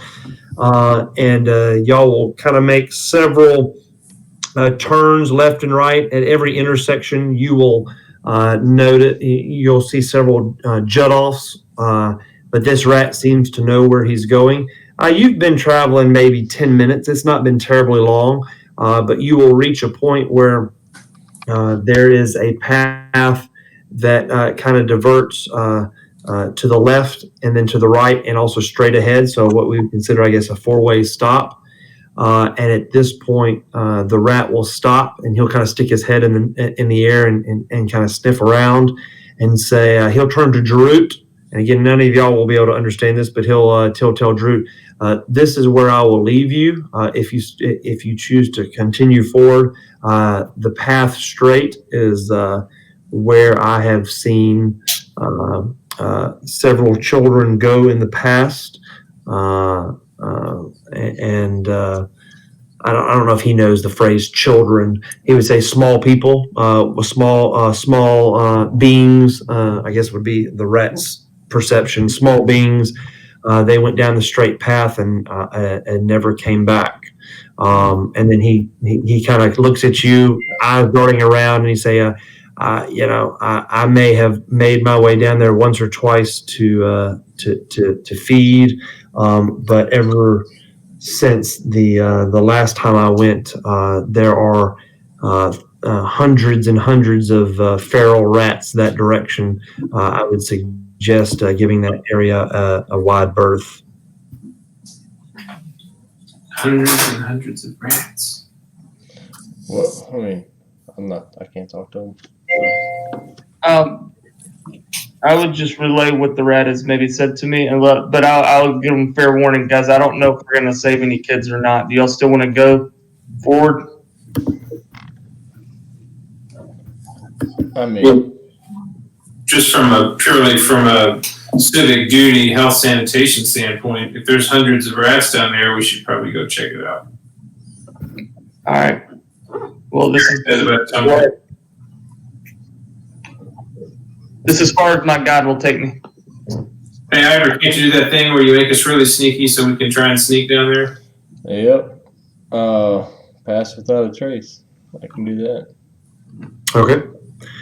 Y'all will do pass without a trace, and let's see here. Because you had a rat guide, we will skip all this. Let me find the page since we're skipping this. Kind of like animals, I'm not gonna lie. That's a pretty clever thing. Like I said, that's circumvented several of these pages. I mean, really awesome on your part. A lot of waste of time on my part. Now you know Matt Mercer's constant frustration. Yeah, I don't know. I don't know how anybody. I don't know how those professionals do that. One time they did an encounter and they like destroyed it in like one round, and Matt was like, "Okay," and then like everyone could tell he was upset. Yeah, I saw that. And then like Marisha is the one that answered for him because he was too polite to tell them. And Marisha was like, he made like 5 other battle maps. Yeah. Like constructed them. The sewers had several different areas, tunnels to go down, and traps or hazards. We'll not say traps, we'll say hazards. But we obviously, since Drew had a rat friend that showed him the best way, we can skip all that. There's 2 or 3 hours of my life I won't get back. Hold on. I'm sure we'll come back to the sewers one day. Yeah, I don't think you're going to come. I can probably safely delete these. All right. I know exactly what episode you're talking about, though, Brandon. I remember. Oh yeah. And when somebody did something unexpected and just like ended the fight, and Matt was like visibly upset. You could tell. Yeah, he started wadding up paper. Yeah, All right. he was out of his notebook and throwing it away or something. Somebody took a little like short video of that, of just him just like the face just crumbling. Was that in the first campaign or the second? Second. I think it was in the second. Yeah, it was second. Well, that may make things load a little faster. I deleted those pages. Yeah. So y'all will, this point that the rat, Jarut's new best friend, has led you to, it's kind of narrowed to this point. So y'all are at this point single file. Does everybody have vision? Yeah. Yeah. Yep. Okay. Y'all are kind of standing again. There's not really a ledge here. Y'all are kind of knee deep in the sludge. It's really not only narrowed, but the ceiling has kind of lowered. You're still able to stand up, obviously Grim is able to stand up, but the fully full figured normal height people, they're still able to stand up, but just at a slight bent over. But again, you're kind of knee deep in sludge, so this portion right here would be difficult terrain. And you were able to see kind of the way forward. The rat right here, and I've got y'all out of the wrong order here because I did not know you were going to have a rat companion. So let me move Jarut to the front. All right, so Jarut's at the front right here with everybody there. And your little rat companion is right about there at Jarut's feet. And this is, again, where he says he's going to kind of leave you and ask if he has fulfilled his promise as you've asked him to. Yeah, and I'll give him the rest of the cheese. Or I already gave him the cheese. Yeah, I'll thank him. All right, he'll nod and say, please be careful. It would probably be wise to turn back, but then he is going to scurry underneath through the sludge underneath the feet of all 6 of you all. And as Jack kind of turns and sees this thing crawls underneath his feet, he's going to kind of lose it in the darkness the way that you came. And at that point, y'all are good to go. Let's go. Yep. Sneaky. Yeah. I mean, we're sneaky as we're gonna get, right? Yeah. So, Well, if you say y'all are knee deep in sludge, so you can't smell any worse than what you're standing in. All right, so I'll move up to the corner and just kind of peek around these corners. yeah. Okay. I'll go with. And every time a turd rolls down the river, I'm going to cast prestidigitation on it before it touches me. All right. Y'all said y'all were all moving sneaky. I know that y'all have passed without a trace, but just to be on the safe side, everybody roll for stealth. So what is that? Do we get plus 10? Yeah. So, For stealth. All right, so that's a 13 for me. I should be the guy sneaking up front. It's a 15 for me, and then 21 for me. for Ivor it will be much higher.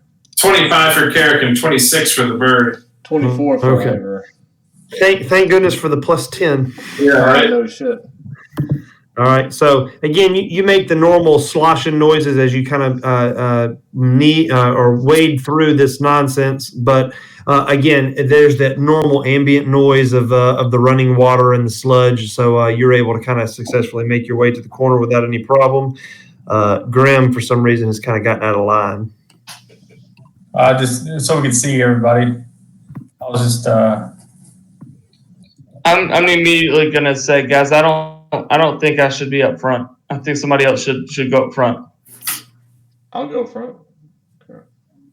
I'm not the sneaky type. My armor's way too loud. Oh, you're talking about sneaky people. Ivor go up front. Yeah, I was going to say, well, I don't know. If Carrick knows how sneaky he's feeling, he will definitely go first. Or send the bird in. I'll send the bird in. Let's send the bird in. I'm just trying to get the icons right. I'm not trying to. No, you're fine. You're about to get to a spot where it kind of and that's what Drew's going to see is that the tunnel this little narrow area that you're forced to kind of be single file in this little tiny tunnel is kind of opened up a little bit. Is there like some kind of wall to our north? Yeah, to the north, what appears to be you'll be able to see kind of like a little cul-de-sac area. It appears to be a sewer grate. That has water trickling out of it, and it appears to be some type of dead end. Okay, I just wondering because there's like a hard line right there. I can't see past. Yeah, All right. yeah. Well, Cram, before we go any further, did you mean to have the dynamic lighting on or off or anything? It's supposed to be on. It's on for me. Yeah, it's on for me. I can kind of see the whole map. When I click on your token, Look at R2. Check the bird. Check the bird. Does the bird have it on? Because I drew her on the field.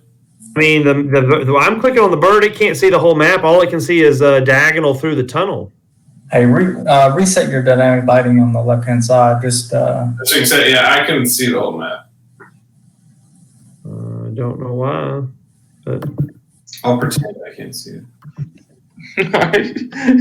So do you know what we're about to hit? No, I don't see any creatures. I just see like the outline of the whole dungeon. I mean, like I said, I clicked on your bird and did Control L, and all you were able to see is kind of diagonal down. But I mean, I don't know why you were able to see everything. I don't know. Oh, that's So did that? Take the bird off and see if you can see it. I mean, did it fix it? No, I can still see. Yeah, I don't know. I have no idea because, like I said, I'm clicking on your bird's not on the board anymore. No, I took her off. I was wondering. see your lighting now. The bird's off. Yeah, I mean, I've reset it twice. I'll reset it a third time. Reset fog. I don't have a clue. I mean, So y'all are like in the other dungeon. Y'all just got like 30 feet and you can't see anything else. Yeah. Yeah, that's all I can see. Okay. I can't even see my full circle of yellow. Okay, I just clicked on your bird. I just clicked on your bird again, and all it can see is the hallway straight to Jarut, and then a little bit south, like down the hall, because of where he's at. Is it able to see the whole map? Yep. All right. Well, I have no idea why. Because when I click on it, it's like it's supposed to be. Maybe it's my browser. Let me log out and log back in. Y'all go ahead. Go ahead. yeah, okay. I will just since the bird won't be here. I hate that damn bird. We'll just go to the corner and peek around, just like the bird was going to do, but he'll be a character doing it. Let me go shift. He'll just step out here. Oh shit! Should be that's alt. Never mind.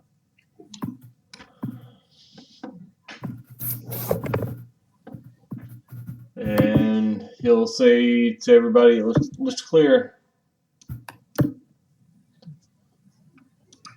Did I lose everybody or no? I'm good. Okay. Can we get up there with Grim? That'd be awesome. Yeah, that Grimm's kind of like that. That's like the border of the wall. He would need to be like the edge. Like, yeah, that would be there. Okay. Yeah, that thick brown that's the wall. That's the wall. Okay. Like a raised area. Brandon, does it still? I mean, because again, I'm looking at it and it's all black except for what R2 can see. Are you able to see the whole thing? All right, am I on the page? I've just got a white blank screen. I mean, it's You're on everybody. No, I mean my flag or whatever. Am I on the right? Yeah, I haven't moved you. I mean, all players are on the. All the players are on there. That's weird. It's not even loading a map now. Jared, I'm seeing two icons for a character. Or did you drag? I drag another one on the board, yeah, because I can't see anything. I mean, it's all white. Like there's no map. I'll let y'all figure that out. That's weird. Yeah, I'll swap you out and then take you back and see. Do you see anything at this point? I just lost Brandon. He rebooted. I think, yeah.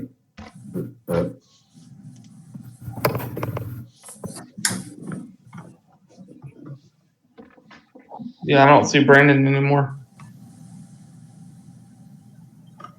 The hues are going to refresh, I think.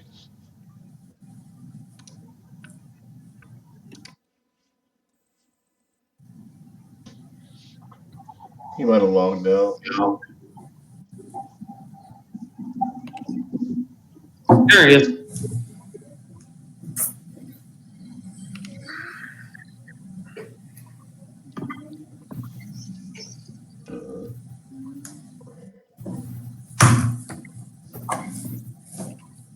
All right, now I'm on the Either map. Yeah, we're all back there. Yeah, I was just trying to. So that at least loaded. I don't know why I wouldn't load that other map when I logged back in. It's weird. I'm gonna take you back. Okay, now it's working. There we go. Little glitchy poo. I'm good to go. All right, that was what I think. Say I made sure to before we do that reset everything, and I always check every token. And on mine, the bird couldn't see anything. Might have been my browser because I was having like a spatial issue on the chat and stuff. All right. So Ivor's able to see, just as Barron described to the group, Ivor's able to see that the tunnel kind of jets to the left and then jets to the right. It's wide. It's a little wider. It's got a pretty healthy stream of sludge kind of running down the middle, but there is kind of a walkway on each side of the the sludge that you're able to walk on. All right. So, carrot, bird. Bird, yeah, sure. No, not me too. I have all kinds of browser problems. No, you got two icons out there for sure. Oh yeah. There we go. Send her down the hallway, this hallway, I guess. Yeah, I don't know. Yeah. All right. And we'll stop here at this structure. All right. R2 will kind of relay back to you what it sees.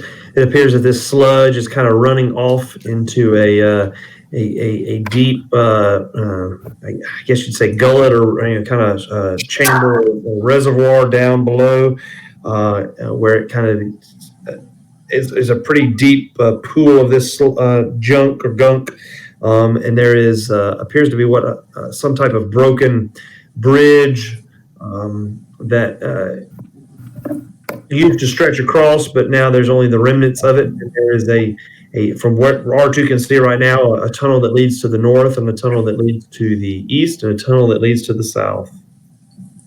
So yeah, I'll tell the guys, there's like a poop waterfall here and a big ravine, and there's like a four-way stop. Let's go look at it. Yep. Why not? Sneaky. Yeah, we're sneaking.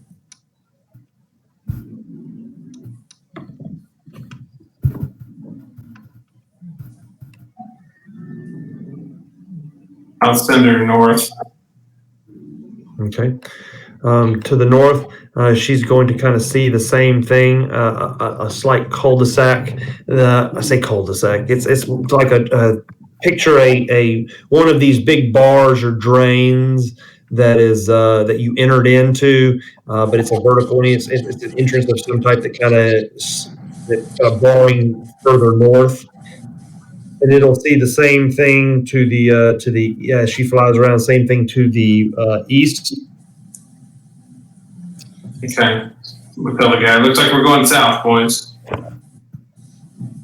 And so she'll fly over this pool of sludge, and she'll see to the south. It looks like it's a little longer tunnel, and it has a turn in it. Give me. Hey, so I lost everybody on my map. Where did y'all go? East. Drew was up there counting his new gold. I don't see Drew. So how do we get to the south? I mean, We're gonna have to cross this poop ravine somehow. Oh, there you are. Okay, there's Jack.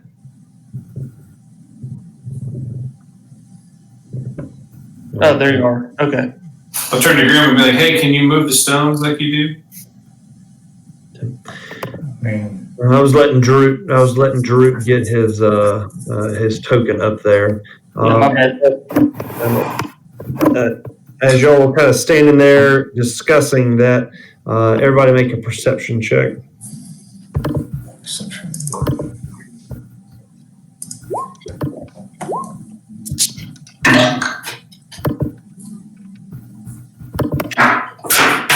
No goodness. Everybody's perceiving stuff well, except for the bard. well, hang on. Oh, that was me. oh, the Barton's on a 20. Yeah, I had the 5. The first one was Baron. The second Oh, one. not the bard. I'm sorry, not the bard. I don't know why. That's the half word. I saw James and I thought Jack for some reason.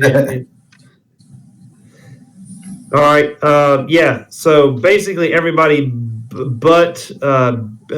Baron and the half orc are going to hear this faint. I rolled a 23, so. Oh, was that Ivor then? You were rolling for I Ivor? rolled a 12.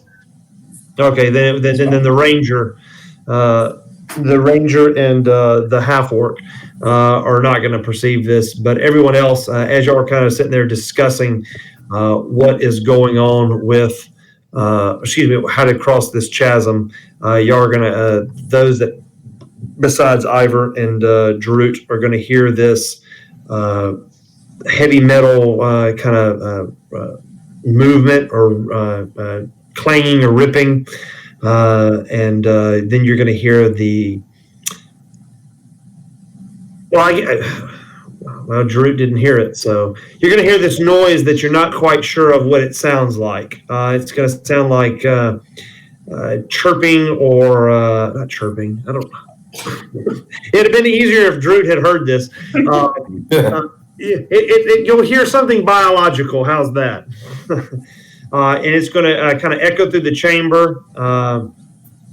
And as y'all kind of stand there listening to it, it's going to grow louder and louder.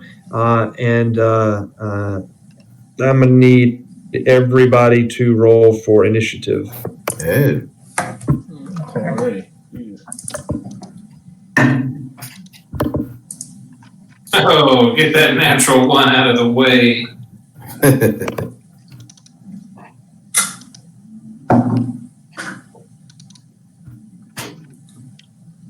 Oh, I see Trevor as well. Didn't have Yeah, I thought you were talking about mine. So you too. I had one as well. We rolled like garbage. It's going first, whatever it is. Whatever it is going first.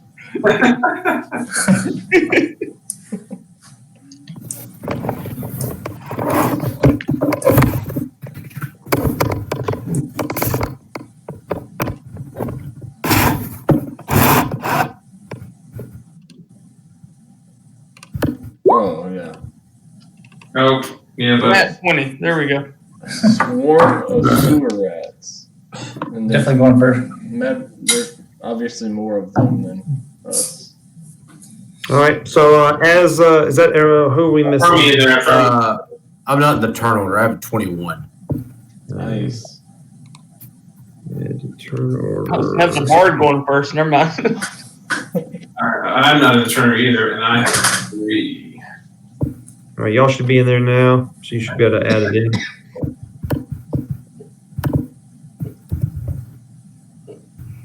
Oh crap! All right. I just realized my initiative is probably wrong.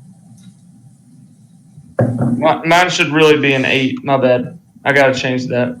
Oh, you show your shield involved? Yeah, I don't have my shield anymore, so I don't have the advantage on initiative anymore. Man, we should really look into that. Sorry, I gotta change that back. My bad. So I'm an 8. I changed it.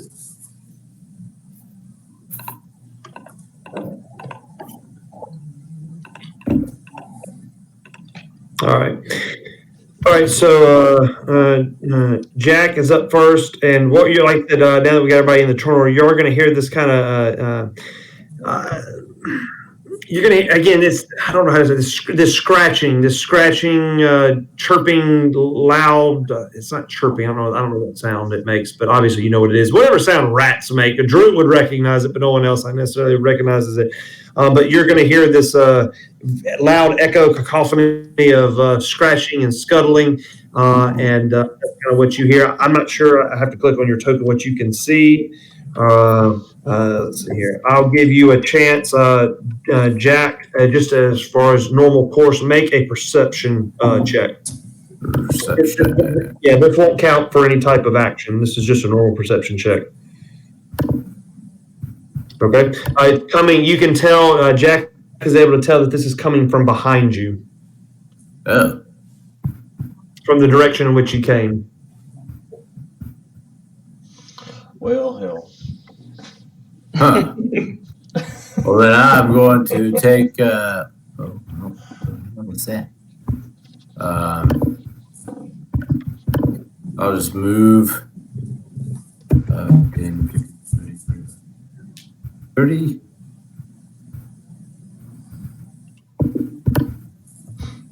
And I don't see anything.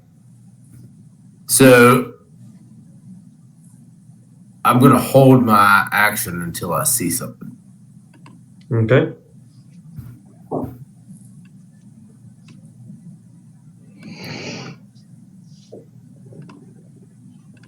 All right. So he will hold his action to that. That is this one. All right. And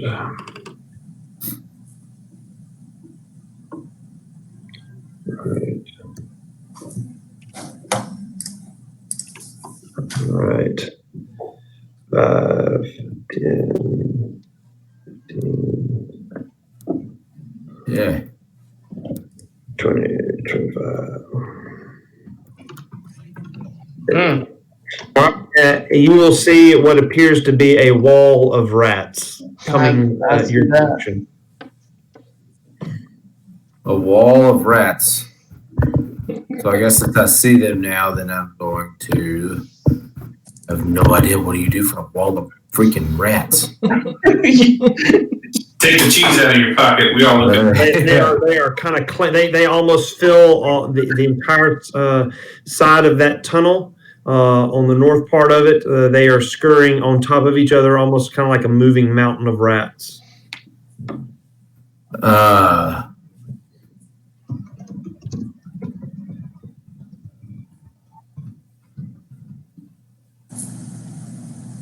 my God! Hold on.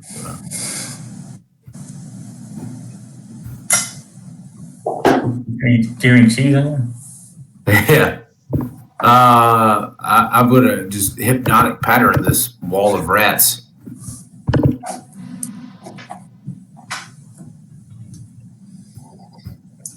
Actually, is this considered just one enemy or multiple? It's considered a swarm. So is that one or like because It's a group, so Yeah, it's a large grouping of area them. effects. That's what you're trying to do. Yeah. Well, I asked because my other spell would anyway it would target a single one, but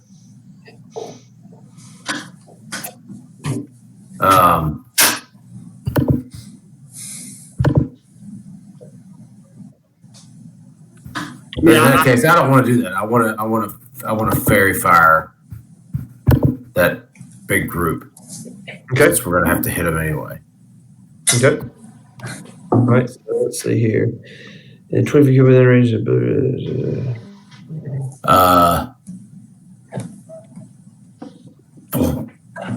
So they have to make a dex saving throw. And what happens if they fail it? Whoa. They lie. Yeah, they line up and everybody has advantage on attacks against them. All right. Let's see a dex save. Nope. So now the glowing wall of rats. There's There's a glowing wall of rats and everybody has advantage on it. The glowing wall of rats. All right.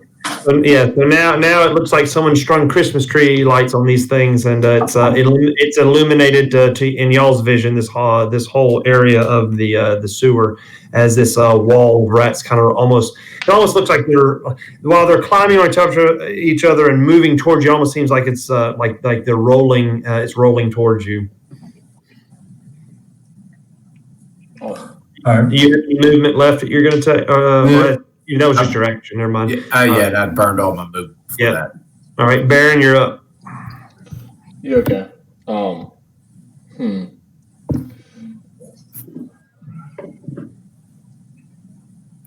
Okay. So with nothing I really can do with flaming wall of rats, I'm gonna punch Ivor. You're gonna what? I'm gonna punch Ivor. Okay. So you'll slap Ivor in the back of the head. Okay, and then I'm gonna tell Jack to move backwards. Yeah. Yes. He can move. Half his movement distance, and he does not take opportunity attacks. Oh, I can? He has a command feat where he can make us do things. Yeah, it's maneuver. Okay. Yeah. One. So Chris won't have to be convinced. Jack won't have to be convinced of that. He's going to move back 15 feet. Done. All right. Okay. Baron, are you going to take any movement yourself? I don't know what the hell to do. No. I want to see what y'all do. All right. Ivor, you're up. Oh, God, I'm talking to him like he's here. Yeah. Baron, you're Yeah, up again. I'm glad you did because I have no idea what Ivor can do either. He can definitely shoot him. Yeah, he's gonna Hunter's Mark the hive. I don't know how you do that. That's fine. Yeah, you're just targeting the whole swarm. Okay. Yeah, so it's a swarm, but it acts as a single unit. Yeah, they're going to take one attack. It's not going to be like 30 attacks. It's one attack. So they've been attacked. So we'll just do all this. Class Slayer didn't do anything. They hadn't been hurt. Yeah, they haven't heard. They've been attacked. I mean, Yeah, they haven't taken any damage. Okay, they haven't taken. Yeah, that will. I mean, these things are not like armored rats. So yeah, that obviously hits. So 12. What is it? 100 Mark 13. Sneak attack 11. Say that again. 24.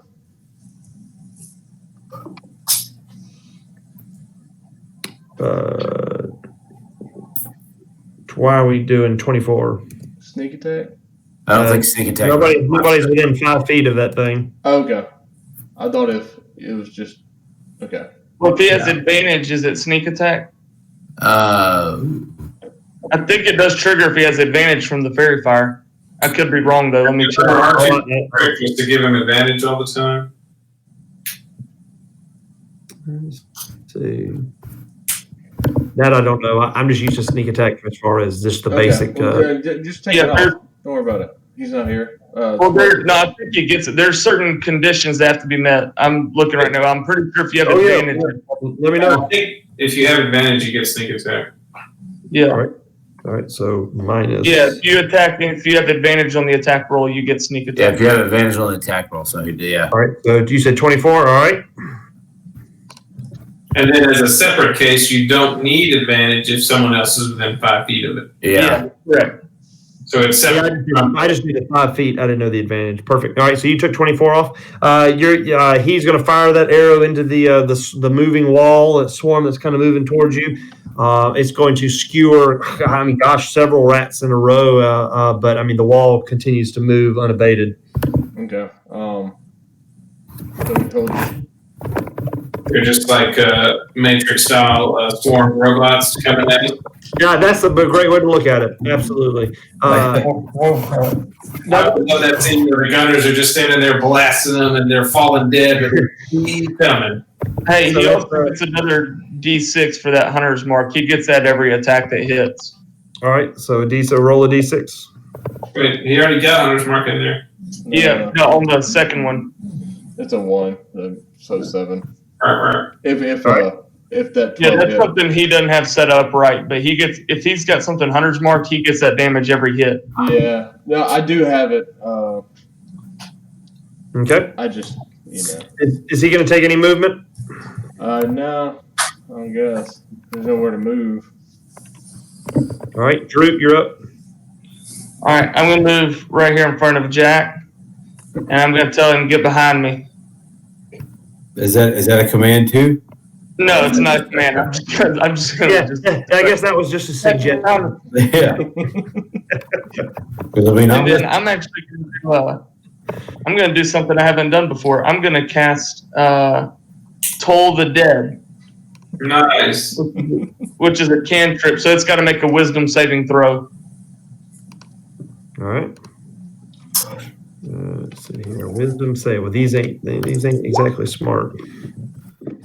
So it failed that. So it'll take, and it's taking damage. Okay. It'll take 2d12. So 18. All right. You'll see a mound of rats kind of just slough off and fall away. But this particular swarm is still coming strong. All right, that was all for me. Now I've got sword and shield ready to protect Jack. Right.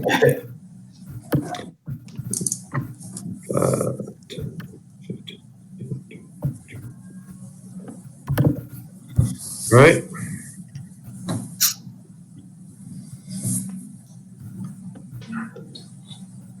And next up is Garrick. Oh, my turn. Yeah. Okay. I'll see what's going on, so I'll step forward a little bit. I can see him there, I guess. And I will just say, "Oh crap!" and firebolt. Do I still have advantage? Does everybody have advantage, or Everybody has advantage. everybody has advantage? Yeah, as long as they're lit up with fairy fire, we all have advantage. All right, that's an 18 to hit. Oh yeah. You're gonna have a hard time missing this, Oh yeah, that's good because my first roll was a 4. unless you try to hit with your sword, and we all know you don't do well with swords. You know what? Just for that, I'm gonna pull it out.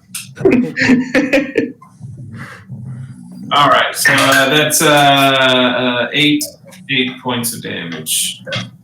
How many? 8. 8. All right. 2 bad rolls, my bad.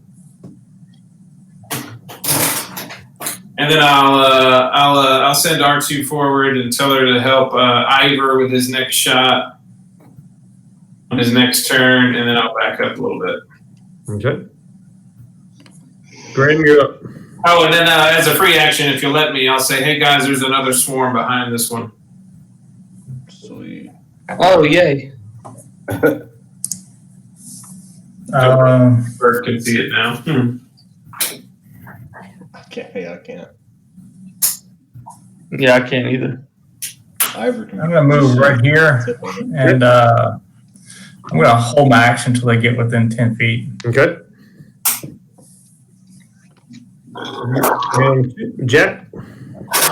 Me already? Shit. Well, that's a concentration spell, so I am just going to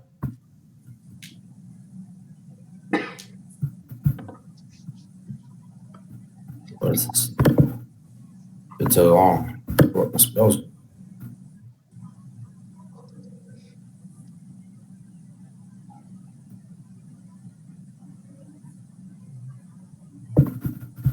I'm going to dissonant whispers it. It's got to make a wisdom save. I've heard that in a while. Right. Let's see here. Wisdom save. It's pretty stupid. Oh. And then I'll have to move as far away from me as possible. Okay. All right. Is that immediate? Let me read. Or is that on its next turn? Let's see. Immediately use its reaction. So it's immediate. All right. So it'll take its 5, 10, 10. It takes 11 points of damage. All right, and 11 points in. So as this wall of rats kind of closes in on you, the group is going to notice that with these commands spoken by Jack, all of a sudden it kind of almost stops in its track and the wall begins to move away.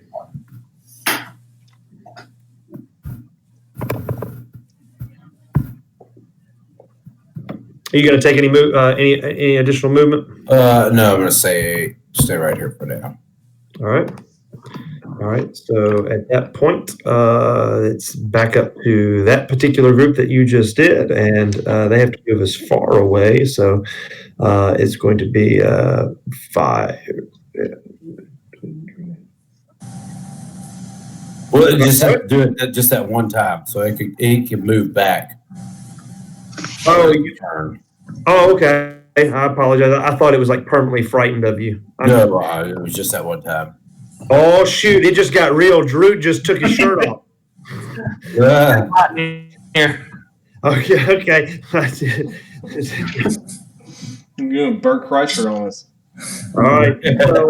So you will repel the wall of rats, but then it will start to move back. And Baron, you're up. I'll move up here. So I He honestly doesn't know what we're dealing with, so he'll check it out.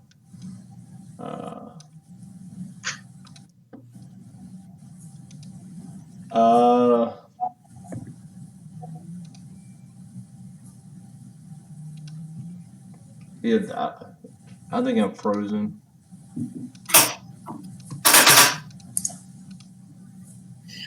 No, okay. I'm gonna hold my action. If they get within melee, I'll do something. Okay.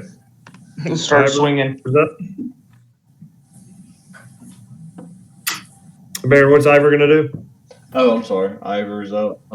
He's gonna shoot, obviously. Okay. Nope. I'm just gonna roll this. It misses, I guess. No, that makes contact. Oh, really? Okay, so You have advantage. No, even without advantage, these are rats. okay. So Well, it was a critical fail in the first one. Oh yeah, I see now. Yeah, it was a critical. I was just looking at the number. So 13, 15. Sneak attack doesn't apply. No, it does because are they fairy fire still? Yeah, 24. Okay. Yeah. Mine is 24. All right, he gonna shoot again. Yeah. Let me do that. So that'll hit. You add Hunter's Mark again, right, J-Mick? Yes, another D6. Yep. Sorry. Man. That's better than the one last time. Yeah. Twice as good. All right. Is Ivor gonna stay where he's at? Yeah, he's good. He's gonna stay where he's at. All right, Drew. Let's see. I'm just gonna move up. Let's see. I'm just gonna move up one space, and then I'm gonna use Toll the Dead again. So it's gonna use a Wisdom saving throw. All right. And that's a fail. So it'll take another 16. All right. Dude, Kirk, you had the right idea, man. These ranged cantrips are pretty sick. Yeah. Are you gonna take any movement? No, I moved up to 5 feet and I'm good. No, I just didn't know if you're gonna take any additional. No, I'm good. All right. Just gonna start there.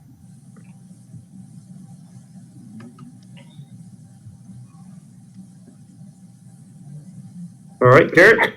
There's the second one. Yeah. You know what? Carrick is going to see all this going on and be like, this is fun. I'm going to pull out my ball of bat guano. There we go. Being right in that area right there. Okay. And let loose a little fear bow. Do it. Burn them. Burn them all. I was supposed to have been waiting on the fireball. I was waiting till they got close together. Burn them all. Dex save, please, for both of those. All right. And Ooh, shit. You probably beat that, though.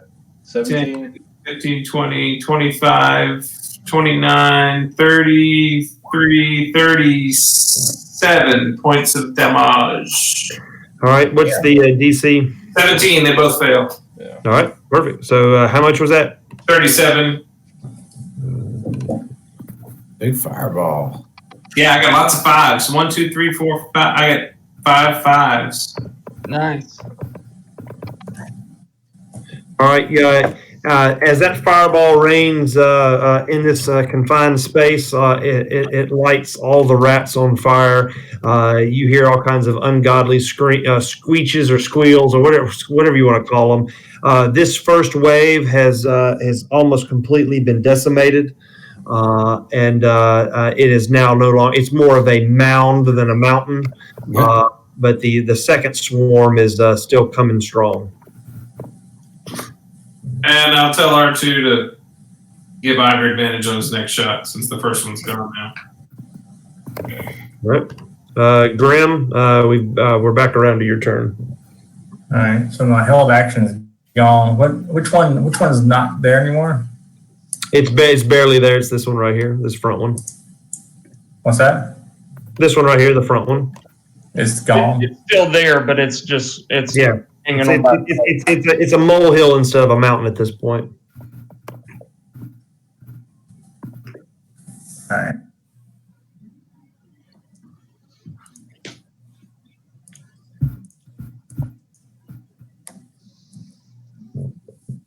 I'll cast Thunderwave. They need to make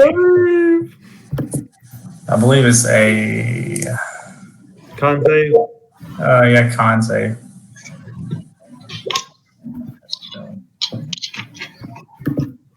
So it's going to fail. So what is that? 11 points of damage. Mm-hmm. And that one is going to. You're going to obliterate. You're going to see a puff of fur and fire that what was left over from Carrick's. Almost like I think this was the week of Randy Johnson's anniversary when he killed the bird with his pitch. That's kind of what you're going to see.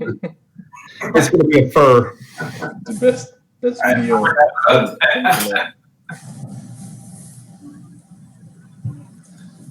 You gonna take any movement? I'm gonna stay right here. All right.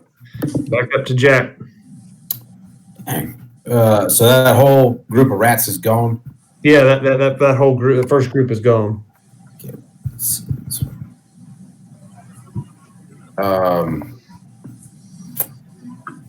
Well, then in that case, I'm just gonna. I hate to burn all my spells. I'm gonna just vicious mockery this one.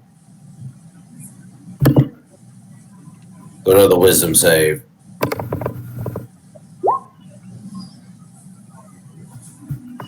So it's a disadvantage on its attack rolls. I'm just going to take 3 points of damage. Yeah. Right. Let me. The only thing I would need to ask is for the vicious mockery. Is that one of those dependent upon its intelligence, whether it takes effect since it's a rat? It doesn't say it in that. I wouldn't try. I know there's one of them that depend upon their intelligence. He's -4 intelligence. They say if the player's handbook says that, but I don't think so. I'm gonna go ahead and calculate the damage. I just for the attack roll. I wasn't sure.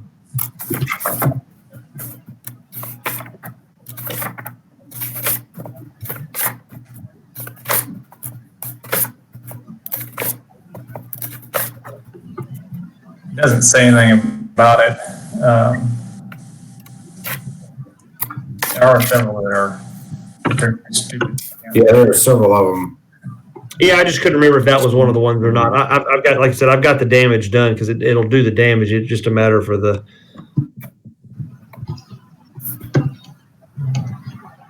No, it doesn't specify, so I'd say no. All right, then we'll just say that it. We're just going to read it as it to go along with what it says in there, meaning not. I need to undo as far as like language, but we'll confer that as being also as far as their disadvantage. So they will now be at disadvantage. And you said 11 points. No, 3. Oh, I appreciate the confidence boost, but no. All right. You gonna take any movement? No, I moved right there. I think I'm gonna stay. All right, Baron. I'm just gonna move in front of Jack. I'll hold my action in case they get closer. All right, Ivor. Yeah, Ivor's gonna move up to advantageous position to fire. All right. All his stuff. Yep, that'll hit. 11, 17, 18, 24. All right, you gonna take another shot? Oh yeah. And 15. Those hunter mark rolls, man. Actually, that's advantage. So that's a crit. That'd be 26. These aren't an advantage. They're not okay. No, This one wasn't fairy fired. It was the first one. Okay, I thought Strahd did something. I hadn't touched the second one yet. I got you. All right. Is Ivor going to take any movement? No, he's good. All right. Drew? All right.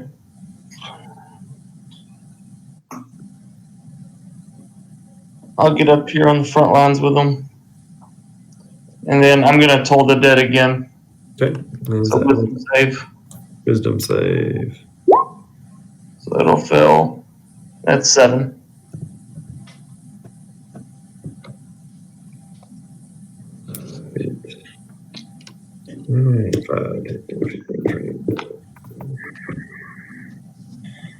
All right, this wall will approach.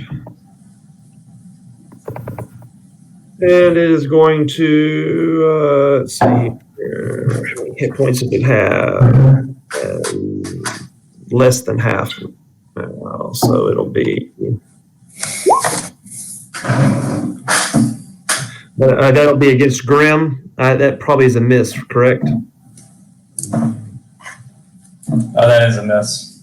All right. So this swarm will kind of run into and all over, kind of around your legs, Grim, and you'll kind of almost be lost in the swarm of rats, but you'll be able to kind of move the herd, so to speak, away with your weapon and stuff like that. You'll feel them try to bite at you, but your armor and stuff will keep them out. I'd like to take a reaction.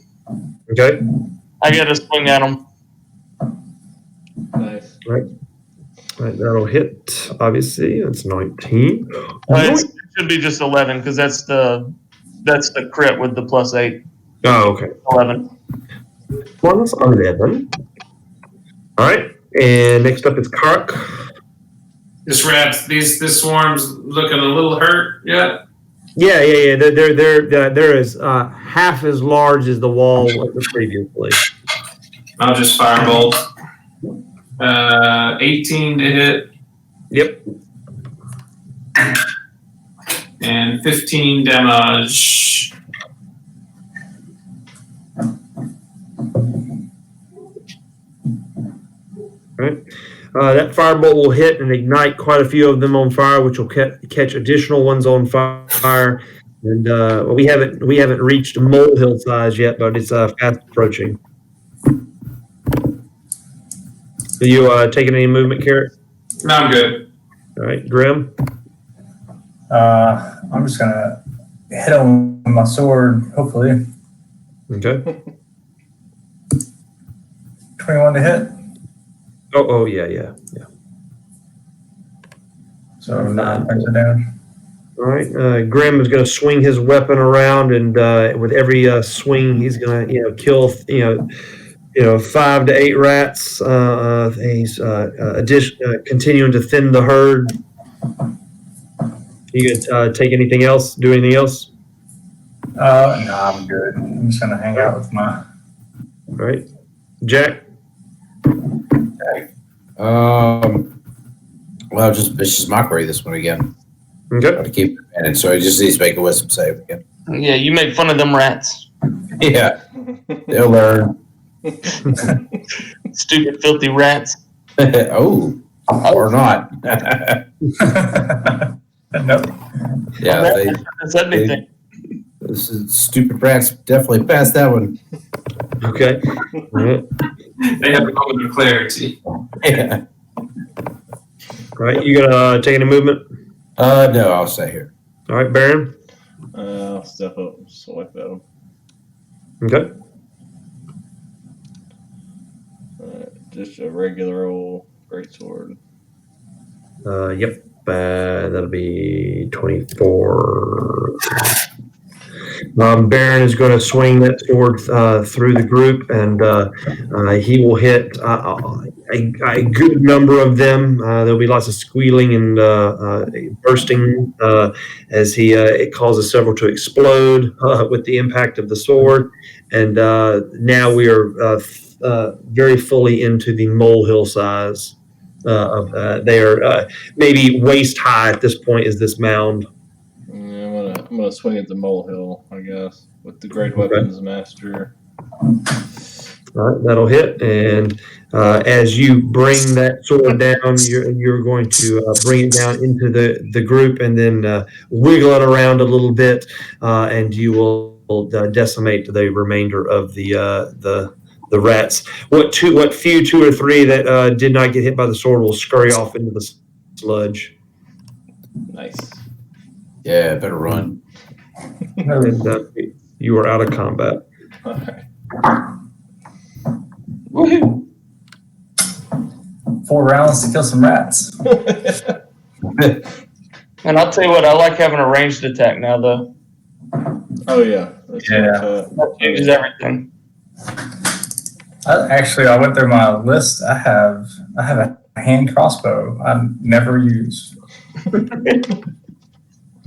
I think I remember with Roland. I remember never using. I think I had a little crossbow as well.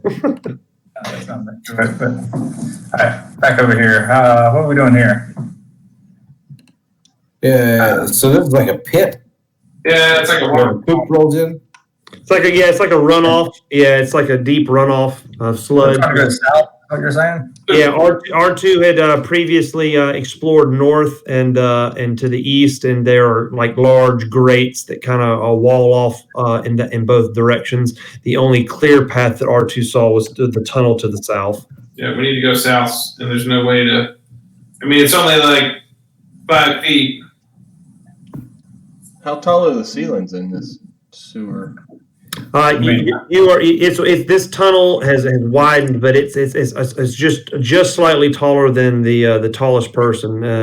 So you're talking roughly about 6 feet. It's a small tunnel. You almost kind of have to like not hunch over, but bend over just a little bit. You can't quite stand at full attention at this point, but you do have more room to kind of move around as opposed to when you first entered it. It has widened.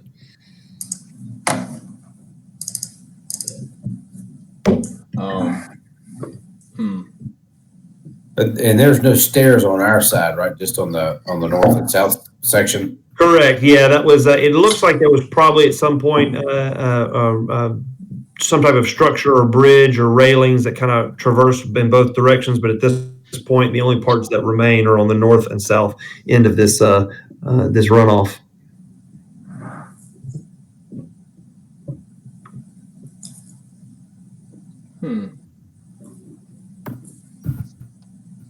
I mean, there's several things we can do here. I mean, I just want to jump across. Yeah, it's only 5 feet, right? I mean, the corner to corner there. Yeah, if I have to go to my measurement tool, but yeah, 5. I mean, yeah, 5. And from where Grim is standing, it's roughly about right up 5 feet or so to the next corner. And remind me again, with a running jump, you can jump your strength score. Isn't that right? Yeah, that's right. Half as much if not a running jump. Mm-hmm. I think that's what I heard. Yeah. Yeah. So, like, even Kara could literally just stand there and jump the corner. I got 16 on strength, so I can jump 8 feet standing, or 16 jump running, which seems unbelievable for a dwarf. But for a normal dwarf, yes, but for the champion of dwarf tossing, no. That's right. I'm gonna jump. I'm gonna take like 3 steps and jump. I'll do the same. Yeah, I can jump. I should be able to jump that. Oh yeah, Drew. Yeah, no way you're gonna fail. We ready to do checks or not? I mean,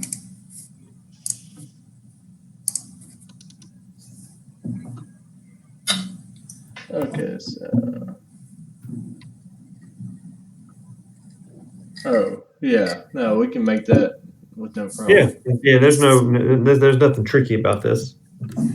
Uh, And if we want to make some athletic checks to make sure we don't trip and fall on the post. But Jack will jump over as well.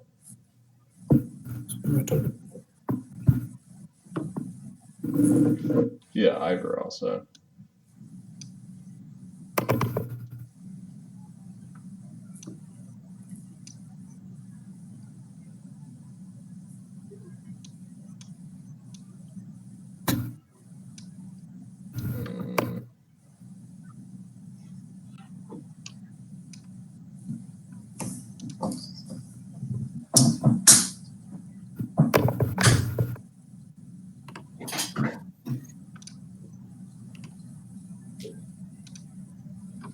oh, each foot you clear costs a foot of movement, so I guess that'd be important in combat.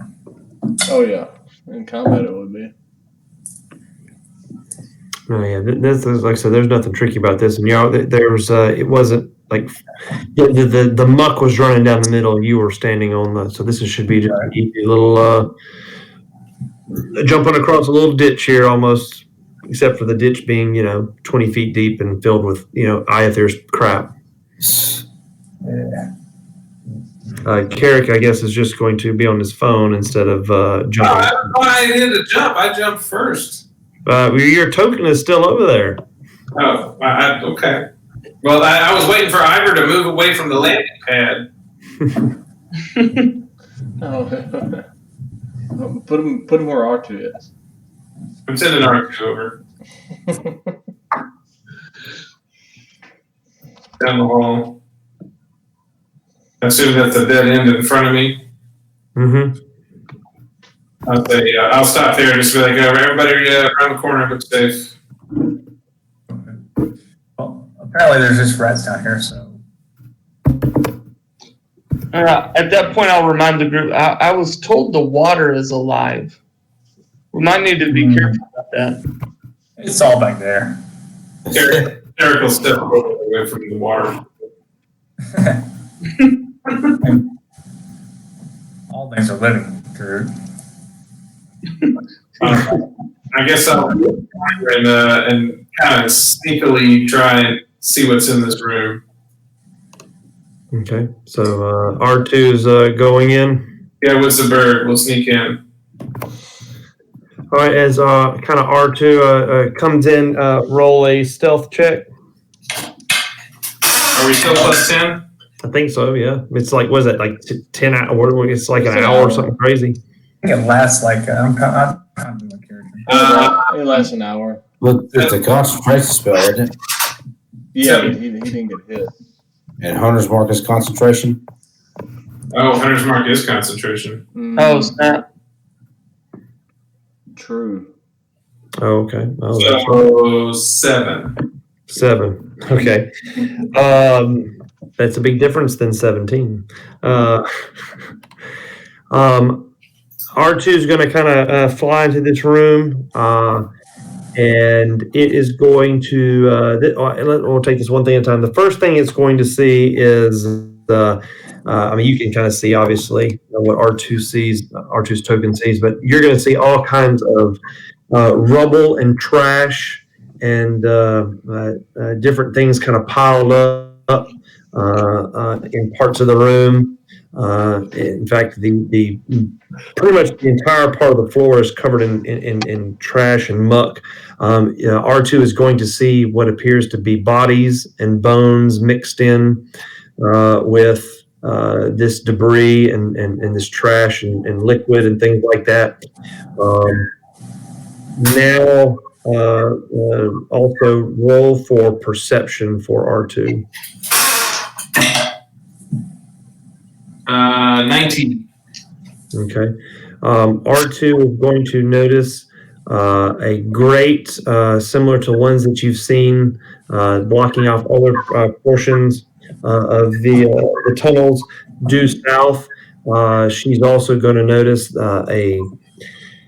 almost like a manhole type grate on the western part of the room that has bits of gunk and liquid kind of oozing up out of it, as well as a pipe on the eastern part of the wall that had portions of gunk and goo kind of drizzling out of it.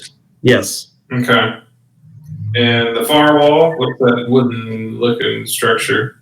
Yeah, that's the sewer grate type of thing that is. That's the manhole cover. Yeah, that's one walling off a tunnel to the south. All right, I'll just relate that to the group. Looks like there's some drains and then a big pile of debris with bodies in it, or whatever. Guys, I'm sorry, I can't keep my eyes open anymore. I'm gonna have to go to bed. All right. I'm done.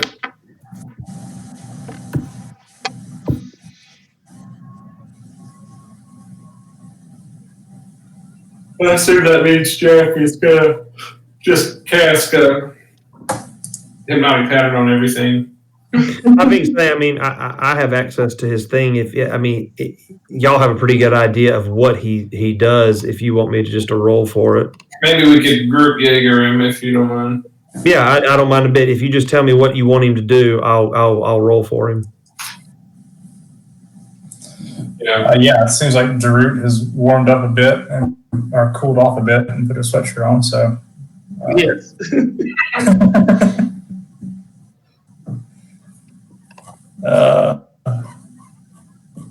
Have we moved? Yeah. I mean, I'm fading as well. But We want to call it here?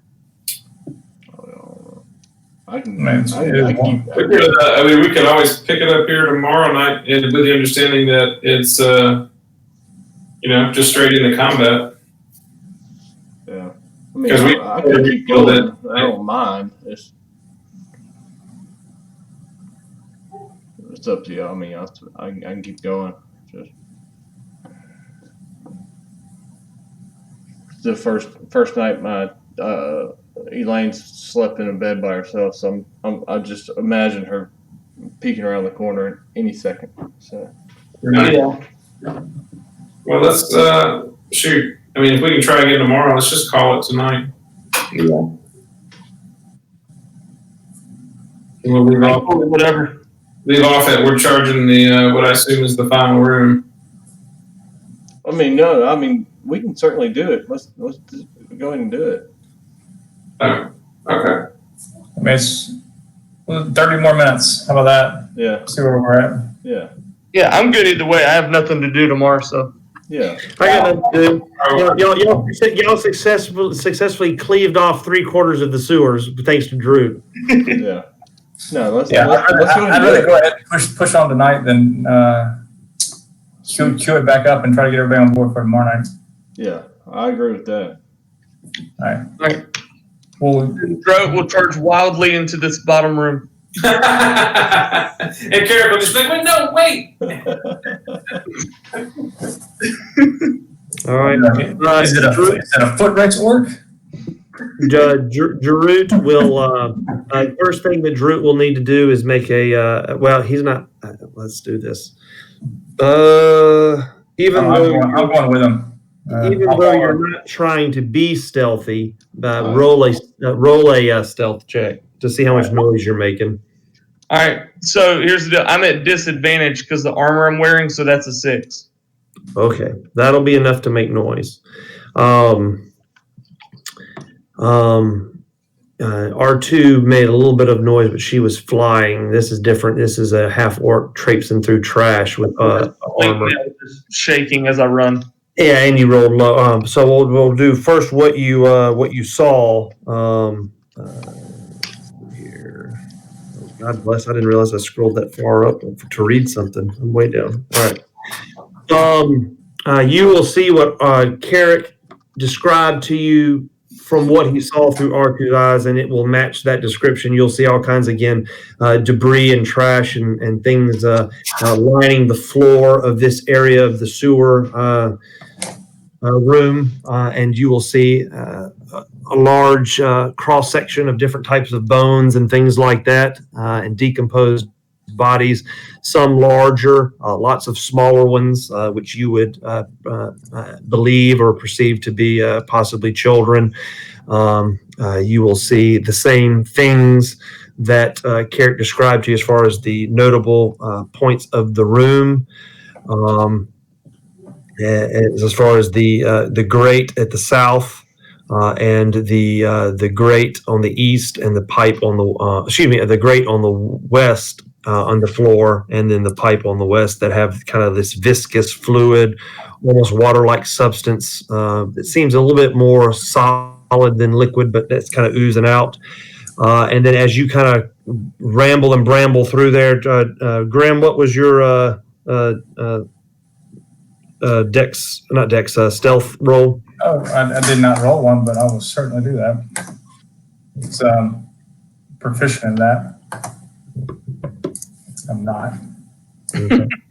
For once, Graham won't make as much noise. He's normally the loudest one of the group when it comes to sneaking, it seems like. But Drew will do enough noise on his own that as you kind of find yourself standing there in the room, you will hear That's fine. Hang out with him. this kind of strange noise. It's not a roar. It's not a growl. It's anything like that. It almost sounds like matter moving.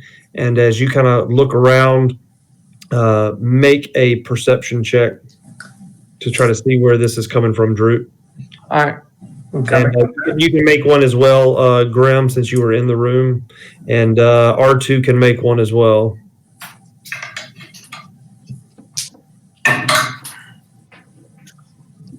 I'll be right back. 11 for R2. She was distracted by Droot's. Right. All right. You will begin to see a greater outflowing of this like just ooze and liquid. It appears to be kind of amber in color that is now flowing profusely out of the pipe on the east wall and is swelling up through the grates on the little sewer grate on the floor in the east. And I will need everybody to roll for initiative. Is this like the ooze in Ghostbusters? Yes, perfect. Yeah, instead of being pink, hot pink though, that's perfect. That's actually, instead of being hot pink, it's amber in color. Okay. But that's exactly what this would be. Initiative. Okay. Dang, nat 20 on my initiative. What? Nice. I'm not gonna be that lucky. Better than one.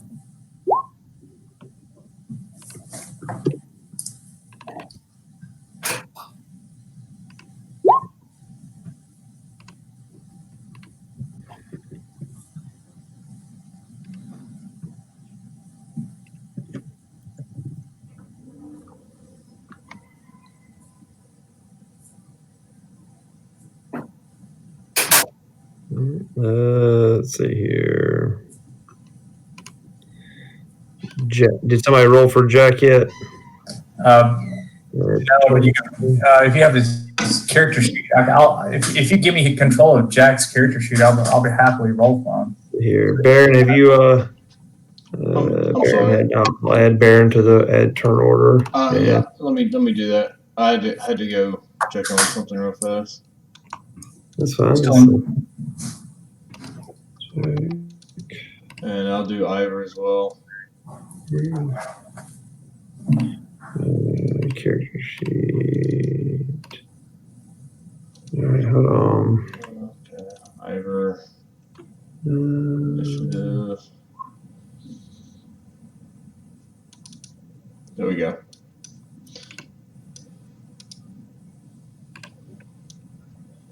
Check. I rolled a 5. Awesome.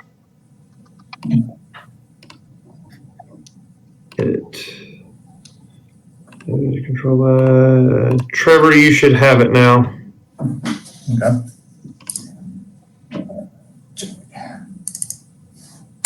Yes.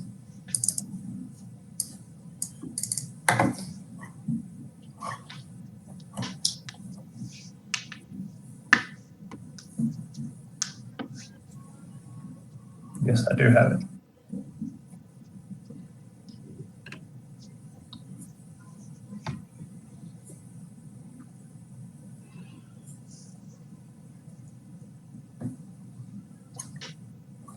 And he has used his laughter. Is that right?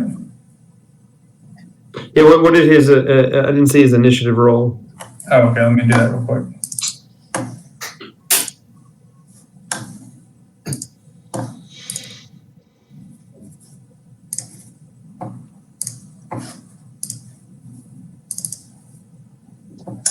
Let me just edit that to an 11.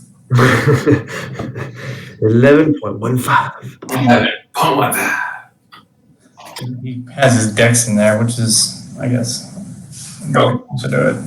All right, so top of the order is Droot, and let me throw these things so that you can see them now. Yeah, I don't even know what we're fighting. Ooze. Ooze? Multiple oozes. That's not good. All right, so I'm up first. Yep. All right, Dro will remember back to a time when he very first ever met the Iron Lords. Yeah, I'm with you on that one. And remember that his sword got melted down when he hit a slime-looking ooze thing like this. Yeah. And he's going to yell out, guys, I need help. I remember oozes. It didn't go well with swords. And he's going to take a step back. I agree. And he's going to use Toll the Dead on this one over here. Which one? All right, you got you. Yeah, so he's going to make a wisdom saving throw. All right. Especially now that he has a shiny new sword. He's like, man, I really don't want to ruin this. But it hadn't taken any damage, so it's only a D8 or 2D8. So it's 14. 14, all right. It jumps to 12 once I've taken damage. All right.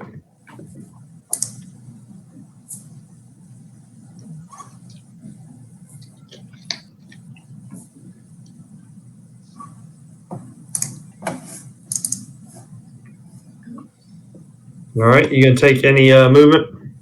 Yeah, I backed up a space. All right, and what type of the Toll of the Dead? What kind of damage is that? It's necrotic. Gotcha. Perfect. All right.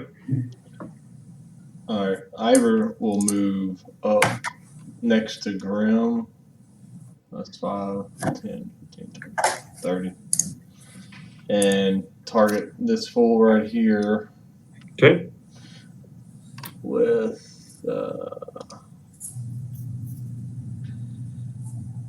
Hunter's Mark, his damage, Hunter's Mark, and sneak attack. No, he can't use sneak attack, right?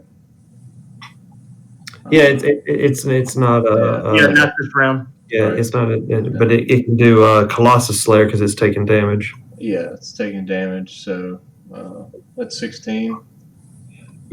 17. 17. And then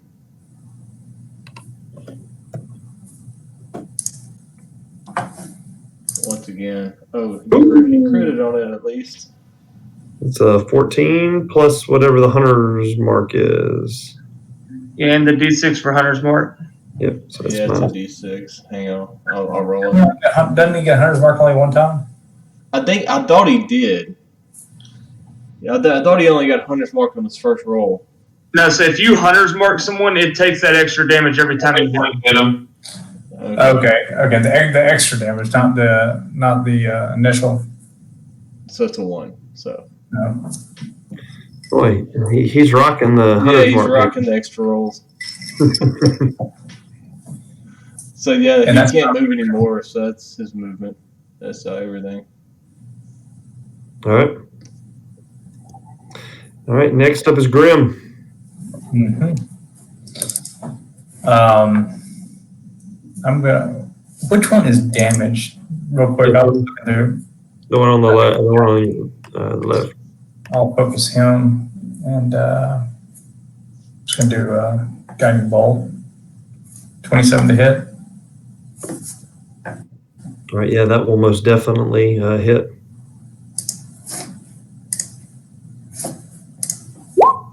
15 points of radiant damage, and the next attack on him has advantage. All right, so minus 15. All right, minus 15. And that bolt was what type of damage? Radiant. Radiant, gotcha. All right, sorry. There it is. I'm sorry. All right. Jack, what is Jack going to do, Mr. Grimm? Jack is going to look at the one that has not been damaged to his left. Oh, where is he? He's over. I don't think he can. I don't think he can. Yeah, let me see what his movement speed is real quick. 30. Okay. Wow.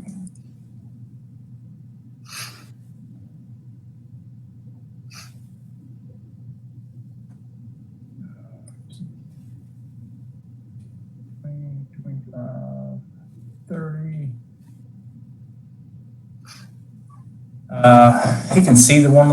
What's the range on this? Real quick.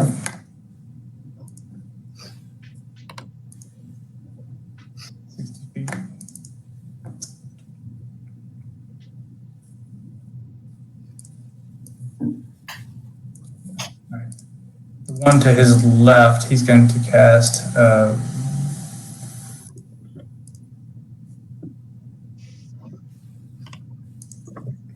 Vicious Mockery. All right, and it was wisdom save. As a fail, is 17. Yeah. So he'll be. He takes 1d4 psychic damage. Let me roll that real quick. No, it'll be no. Yeah, you're right. It'll be 2d4. Yeah, it'll be 2d4. Yeah. All right, let me roll one more real quick. So 4 points. All right.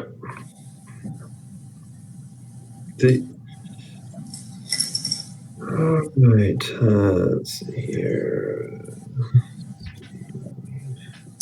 This thing is going to have completely oozed up out of the drain, and it's going to inch its way toward the group. And it moves like molasses and is pretty slow. Mm-hmm. And that is, wait, hold on, let's see, make sure. Yep, that's all it can do. Carrick, you're up. Oh, wow. 5, 10, 15, 20, 25. Okay. I see. I guess I'll see this one that's been damaged. How's it looking? Is it looking rougher? It looks like someone poured out a bucket of Aunt Jemima syrup on the ground. It looks like ooze at this point. Can't tell.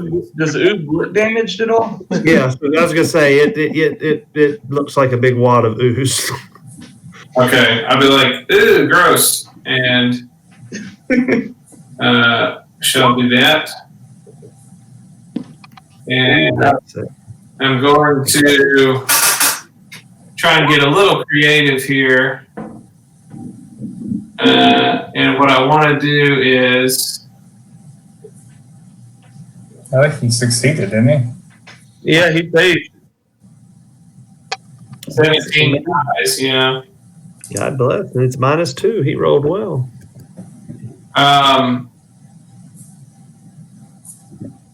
Oh, did it not? It didn't spit out the actual description. Oh well. So, all right. What I'm going to do is I'm going to encircle him. I'm going to draw a freehand wall, 60 feet long. 5, 10, 15, 20, 25, 30, 35, 40, 45, 50, 55, 60. Or we could just do the wall of fire.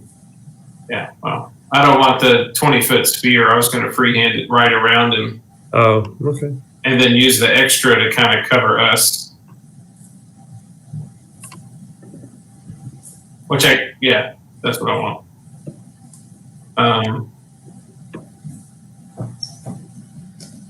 So it'll take half damage on the wall of fire, I believe. And it's a 5d8.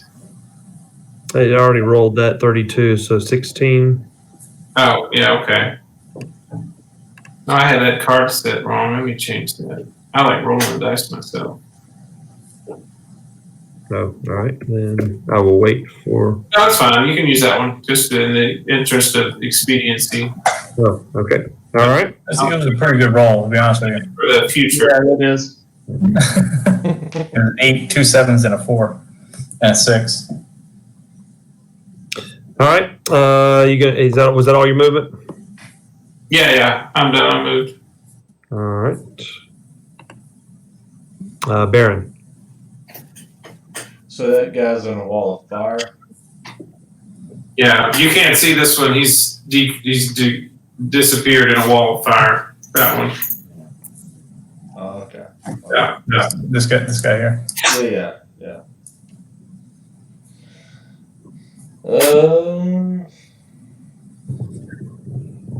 Be honest with you, much I can do.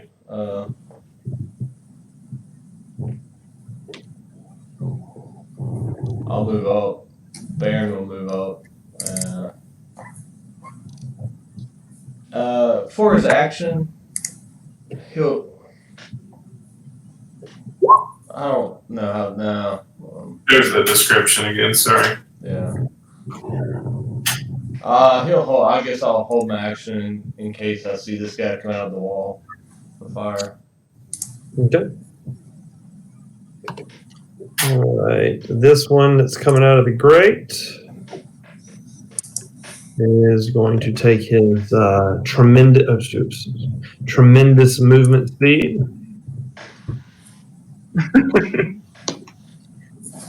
And as this thing kind of moves towards you,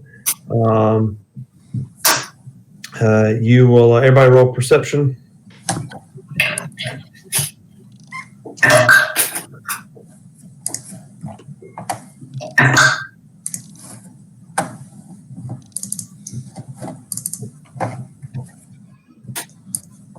I'll take a 19. All right. R2 Carrick. Oh, R2. 9 is for Jack. All right. So R2 is going to cue in to some noise, as will Grim, and you will hear a familiar noise that you heard before, and Drute, R2, and I'm not sure whether Grim will probably be able to. We'll see through the grate to the south a tremendous multitude of rats crawling through. Oh, yay. Oh, good. More rats. More rats.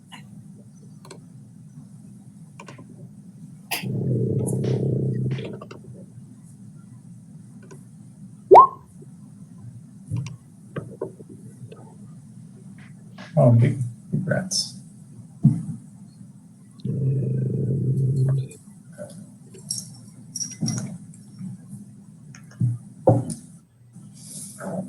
And Drew is back up. So do I see the rats? Do I see the rats? Yeah, here they are. This is, you will see, like they're starting to crawl through. That's what you see. So let me click on your token. Yeah, you should be able to see them. All right, so Strahd again, looking at his shiny, nice new sword that he just got. He's gonna tell the guys, "Hey, I really don't want to mess with the oozes. I don't want to lose my new sword, and I'm gonna move towards the rats." The oozes. I'm gonna move to. I can make it to about here. I think that is. Okay. And I can't see through this wall of fire, right? No, that you can't see through it, and the one that's in there is not going to see you pass either. All right, okay. Then I'm going to use Toll the Dead on these rats down here. Okay. So that's Wisdom save. That's a fail, so they'll take 3 points of damage. You'll see a rat fall off the pile as it comes through. It was the first one through the grate. You know, they always get Yeah. Ivor. Expendables. Okay, Ivor will take a shot at the this one. Yep. Oh shit! And miss. No, that hits. No, So he should have advantage on that because Even with this, even vicious with mockery. the normal one, he had hit it. okay. This is a pool of jelly. You're pretty much guaranteed to hit. Oh, I gotcha. And I'll miss on my next shot. Yeah, a critical fail will miss. Let's put it that way. So yeah, whatever that does, 13. The second roll made up for the whatever you rolled the first one. 17. Hunter's Mark. 34. It hadn't taken damage, so the Colossus Slayer wouldn't apply. No, he did take damage from vicious mockery. Yeah, I added it. He Baron. He had taken it. Okay. Dude, I love the bards, man.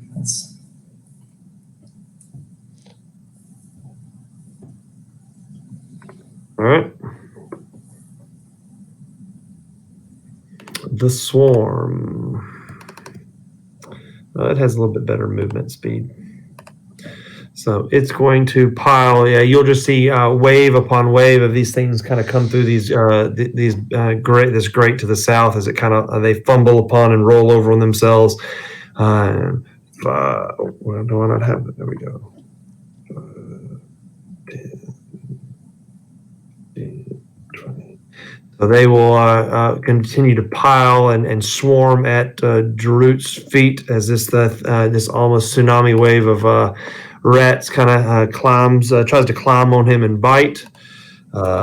He's got all kinds of armor, so I doubt they're going to do anything. Oh, and I got a shield now. I'm back to normal. All right, so they are going to, he's going to be able to swat these things away one at a time, no matter how many seem to kind of swarm at his feet, and none will be able to pierce his armor. Grim, you're up. Mm-hmm. So we have the one containing fire for now. Okay. I'm going to move up under R2. About right here.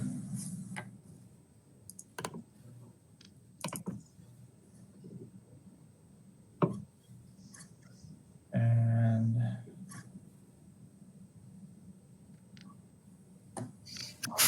I'm going to cast Gust of Wind. I'm going to push.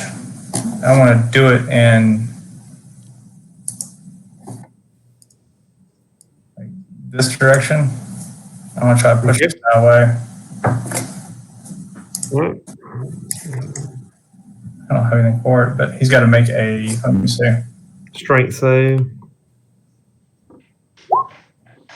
And he will fail.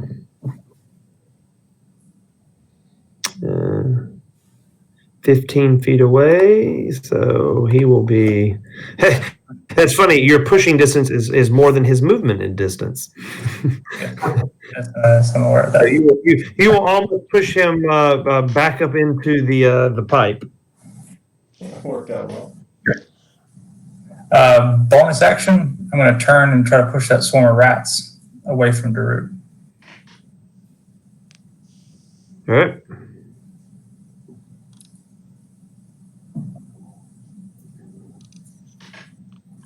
I'll have to make the same strength saving throw. These are even weaker, I think. Oh, hey. Oh, they passed. The wall is, I guess he's a -1. All right. The wall is too large to be pushed away. Yep. Let me see.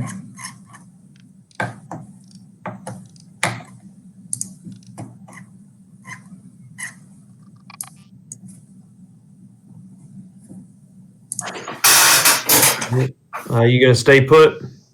Yeah, I'm good where I'm at. All right. Next up is the one that you pushed into. Oh no, excuse me. It's the one in the wall of flames.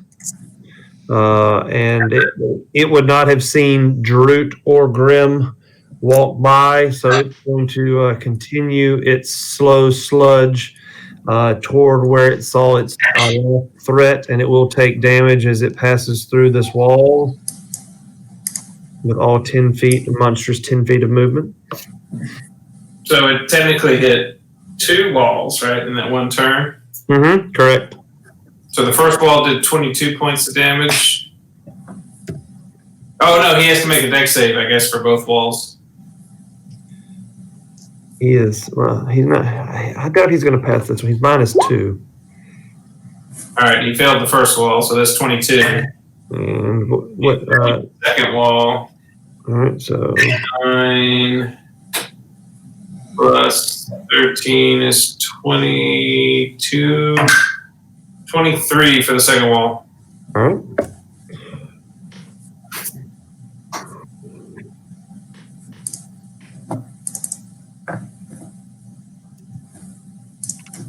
All right. Let's see here.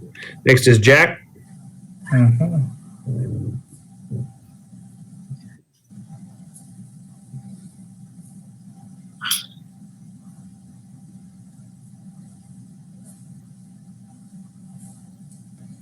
Let me see.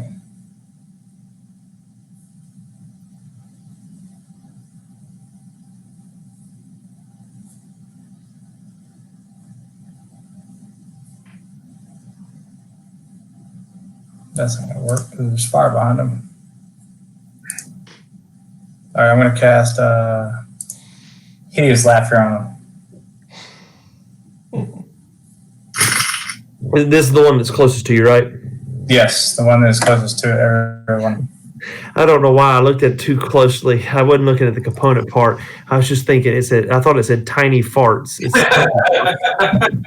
Hey, I love that it's tiny tarts and a feather. Both. So let's see, a wisdom save. All right. -2. Yeah.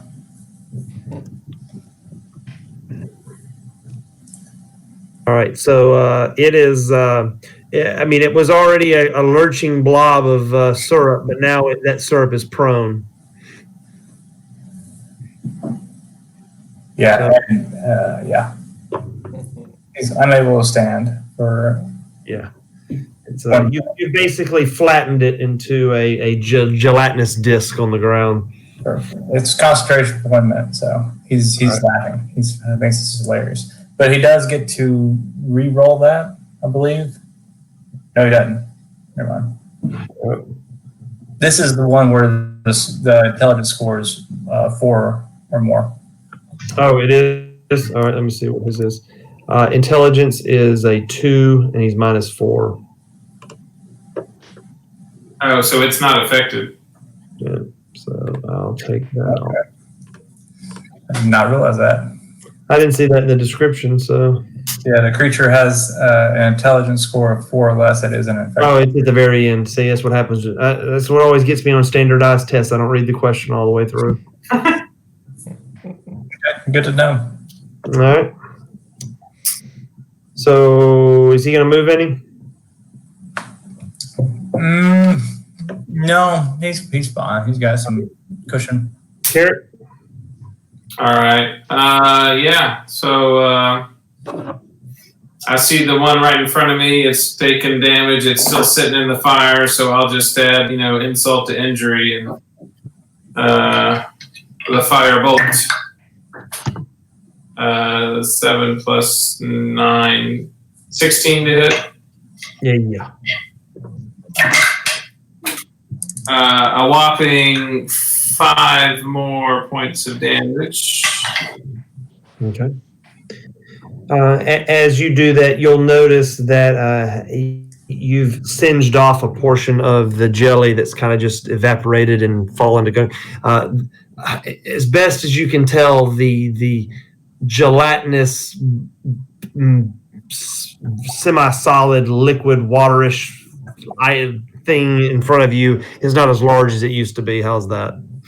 It's melting away. It's like Yeah, there you go. coming up in the smoke, mixed in with the smoke.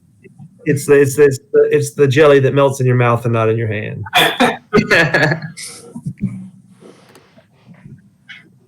And just for funsies, because he's getting close, I'll go ahead and take my movement too. All right. 10, 15, 20, 25, 30, kind of get in the middle of the room. And I'll send the bird in down as well to help Droid on his next attack. All right. Baron? I mean, hell. Tired of playing games. I'm just gonna hit this dude. I know it's probably a bad idea, but we're gonna hit him.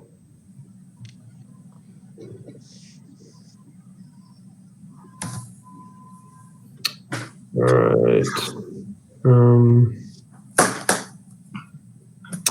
That will easily make contact. Whoa, what happened? All right, what kind of damage is that? Just I assume that's a sword, right? Slashing. Assuming. All right, Baron will slash at this ooze, and as he does so, he cleaves it in two.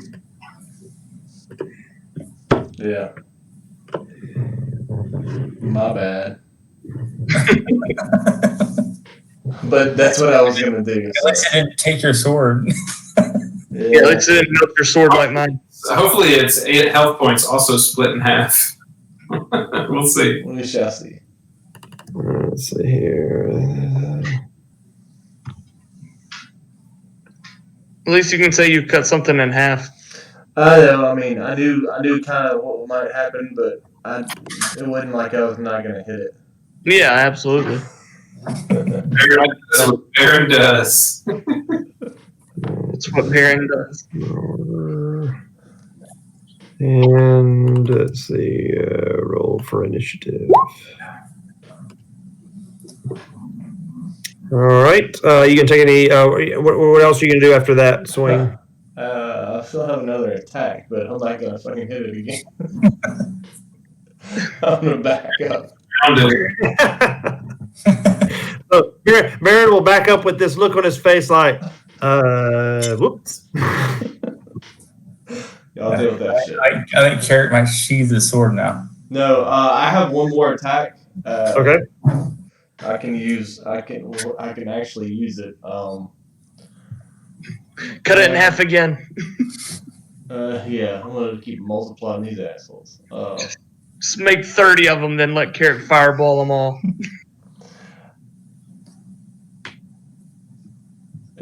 No. Okay. Droot can hear me scream or yell out to him. It's all you, buddy. And I'll use Commander Strike and command him to strike at something. Okay. Is that swarm right there, or what is he looking at? Yeah. Oh, yeah. He's at the swarm. Okay, so he can whatever he does, he can add a D10 to. Okay.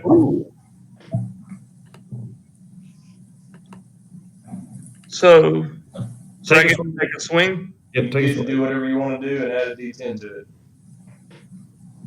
Okay, let's see, I'll roll that and then add a D10.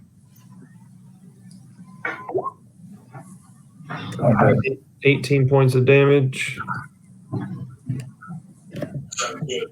Well, that's nice. I like that. All right.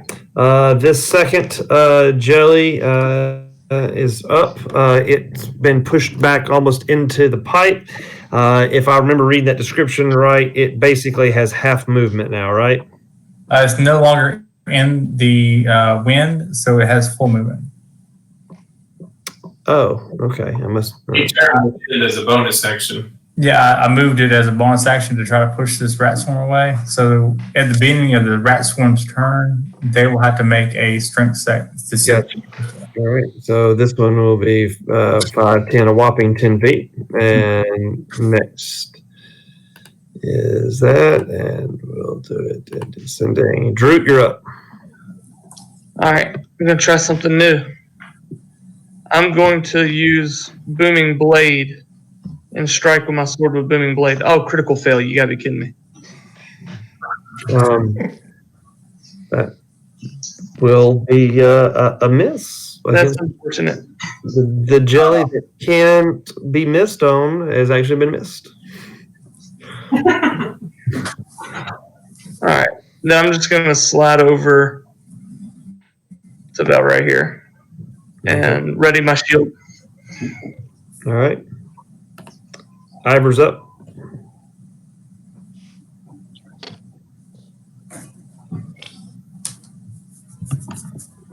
I'll get her ready.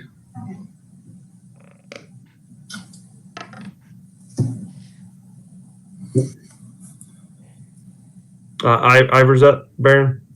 Oh, I'm sorry. Yeah. No, sorry. Yeah, he's gonna hit the most damaged ooze in front of him Okay. with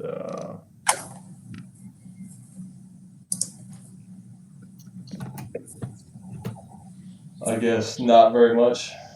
He hit him, but Well, which one are you hitting? I think the one that's least damage or the most damage. I'm sorry. Okay. All right. Is that the right. one that's most damage? 10, 15. Let's see.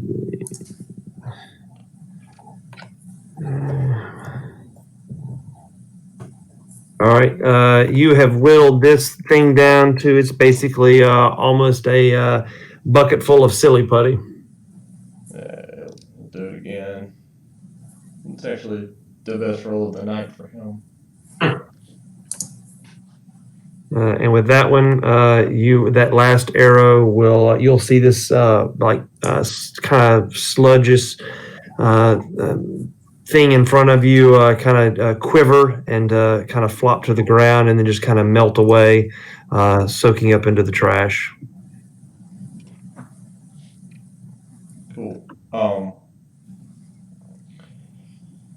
Seeing that it had replicated itself, he's going to back up out of its at least immediate danger. Okay. And that'll be his turn. All right.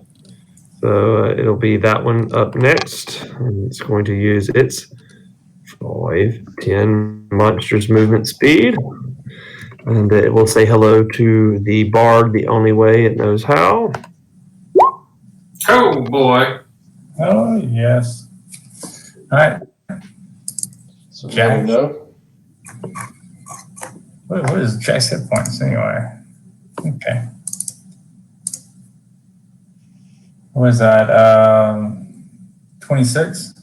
Mm-hmm. It'll swipe it with its, it'll make form an arm and swipe at it. And then it's done.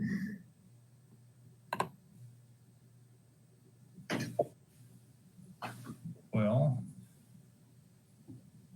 I assume I don't see any of that going on behind me since I'm concentrating on this wind spell.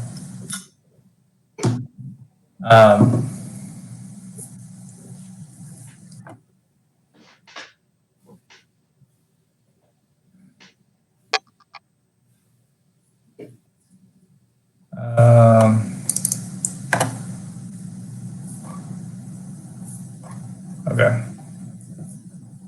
I'm going to look at the other ooze that is coming towards me to the left of me. Mm-hmm. And cast Shatter on it. Ooh. It needs to make a I'm going to use, let's see. Since that is thunder damage, I'm going to use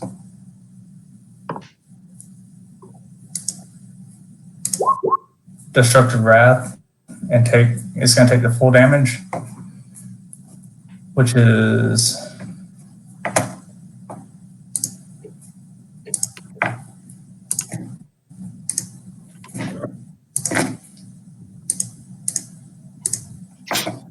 3d8. So this will take 24 points of thunder damage unless it saves. They'll have to, the saving throw is Constitution.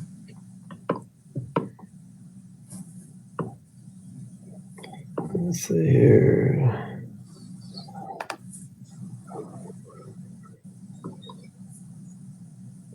All right, so Constitution.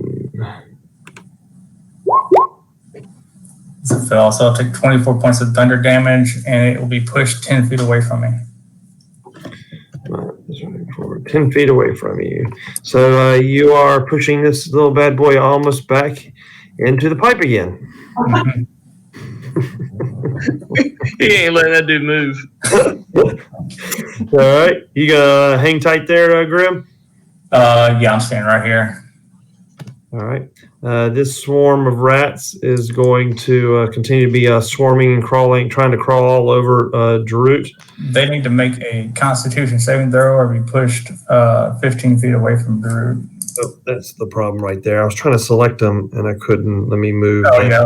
Let me move that for you. I got it to the map. I put it to the map layer. Yeah, there you go. All right, there we go. And you said a con save? Con save. That's a fail. So they get pushed 15 feet in the direction of the wind. All right, so it'd be 10, 15. Actually, it's back towards in the direction of that wind, away from me, not from. Oh, I'm sorry. I got you. I was looking at the wall the other way. So this way, 5, 10, Yeah. 15. All right. All right. Does that count as their action, or is that just their save? No, that's just a save. They can. Let's see. Let me post that for you. Yeah, that was way up. That was way up there. You might be able to find it faster than me. Sentinel doesn't come into play there, does it? What's that?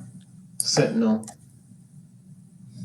No, because it's an involuntary action. Right. I was just making sure. Let's see.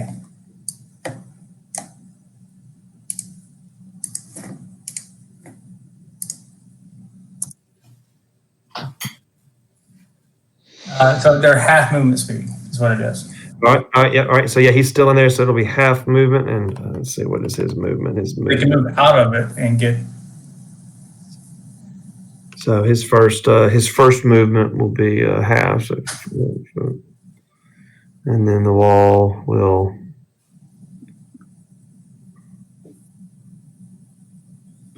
move there.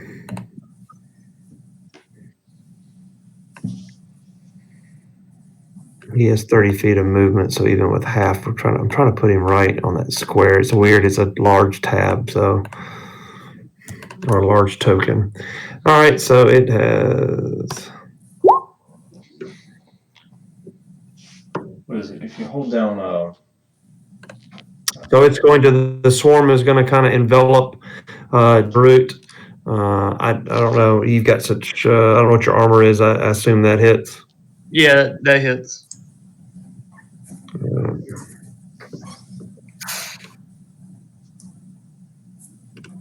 Jack is up. Yes, Jack is up. He's not happy with what happened last time.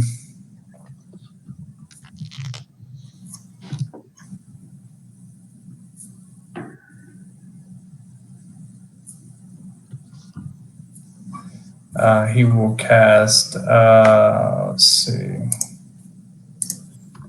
Hypnotic Pattern on the gentleman in front of him. And that is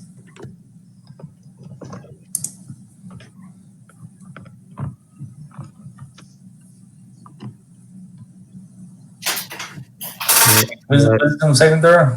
It is a wisdom saving throw, but Ochre Jelly is immune to being charmed. Well, So when he casts that, there will be a no discernible effect. interesting. I do not know what his bonus actions are, but I do know he does not want to be here. So he's going to back up. That's an opportunity attack, I believe. Yeah, this thing will try to hit it with its pseudopod. Dang. Yeah. Jack would use cutting words to maybe alleviate some of that damage. That's right. Good call there, Drew. Or maybe even the attack roll. Is that what it is? I forget how it works. Jack too. I think it's if I remember correctly, isn't it in it like a minus D4 worth of damage or something like that? Let me see. I can't remember. Cunning word. Is that a spell or is that like a? It's Cool. Bard. It's a bard ability. Okay, here it is. I was hoping you wouldn't do that. But, So you can do it on an attack roll, so you could make him miss the attack. Ah, yeah. There you go. if you rolled very well. I don't see cunning word on here. Let me see. You can use your wit to distract, confuse, otherwise sap the con. Cunning word. Here it is. Inspiration subtracts a D8 from an attack. All right, yeah, go ahead and roll that. Beautiful bean footage. Boom. Hit. That'll miss. Nice.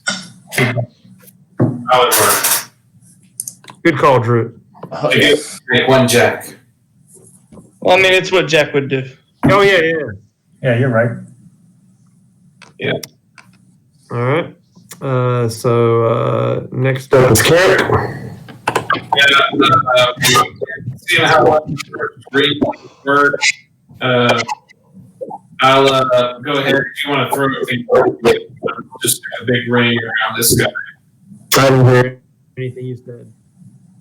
The ring of fire again, Oh, okay. and you can, we can just use your pre-made one. Yeah, because I can't select the one that you've. I probably have to zoom in. I got it. I can delete it.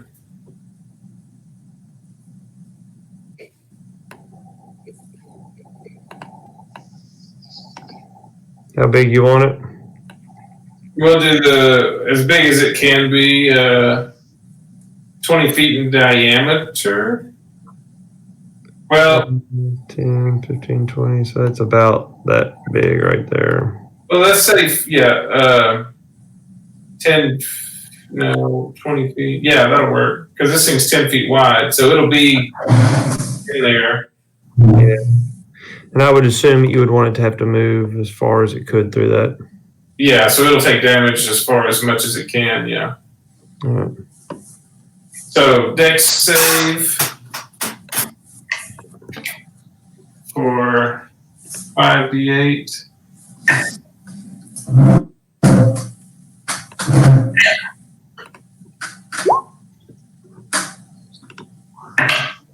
He makes it 23 halved. So that's 11. The extra bowl of jelly you got there.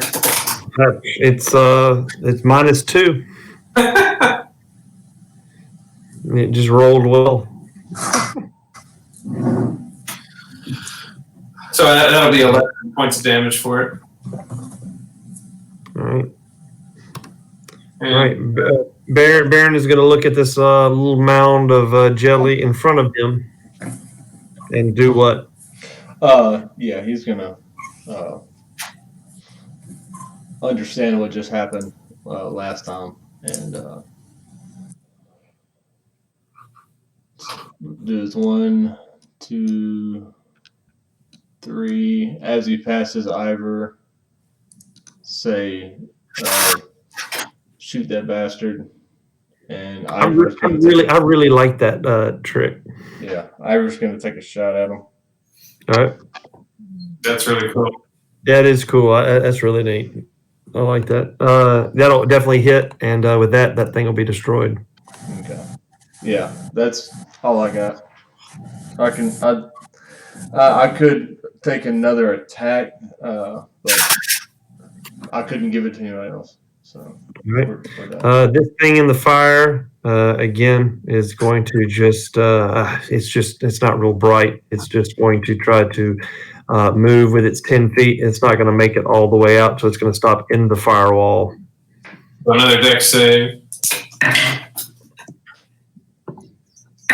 Its intelligence is -4.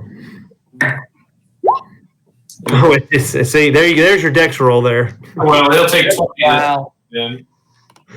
How much did it take? 20. It's 20. All right. All right. Next up is Root. All right. Let's try this booming blade one more time. I'm going to swing at the swarm of rats with booming blade. All right. Yep, that'll hit easily. 19. And then, seeing this kind of line of wind, I'm going to run back here next to Grim, staying out of the wind, but kind of moving down here. Okay. I mean, technically, I want to be over. I don't want to cover R2, but I want to be in that space. Or maybe I'll just sit right here. Well, you can move around R2. That's fine. I can move her. She's floating above you, technically. Yeah, I was just going to get in that space right there. All right. As you pull away, those the swarm is going to try to bite at you. That'll miss. Right. And now, if that sucker moves, it takes 2d8 thunder damage. I'm a fan of Booming Blade. Roland gets a little nostalgic on that. That's right. This is the rolling fight. We got Wall of Fire. We got Booming blade. All right. Ivor's up.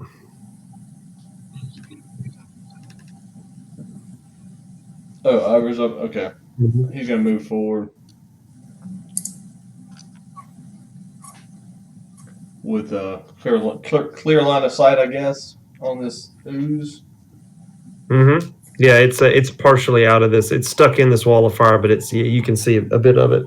What about this rat swarm? Oh, you can easily see the rat swarm. Okay. Who's gonna take a shot at the rat swarm?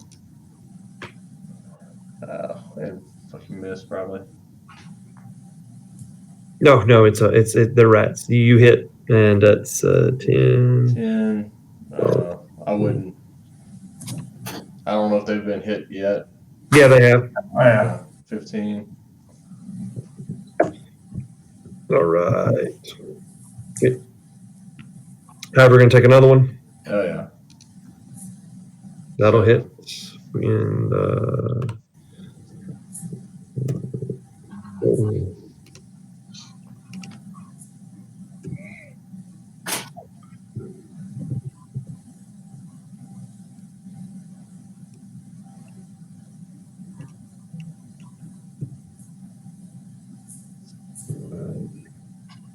Grim.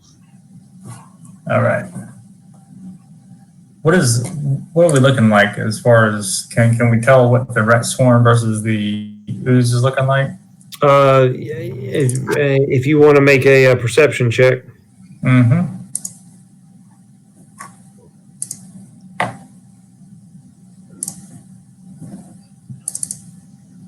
All right.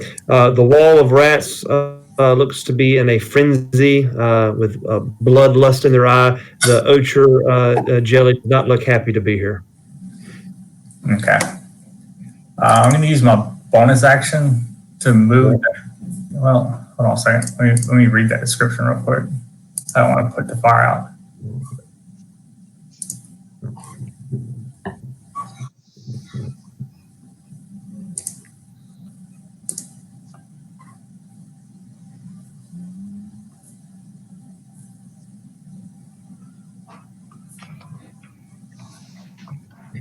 Yeah, I'm not moving that. I will look at the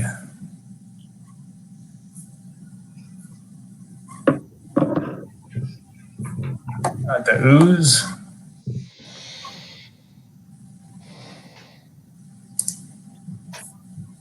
And cast a guiding bolt. That will definitely hit.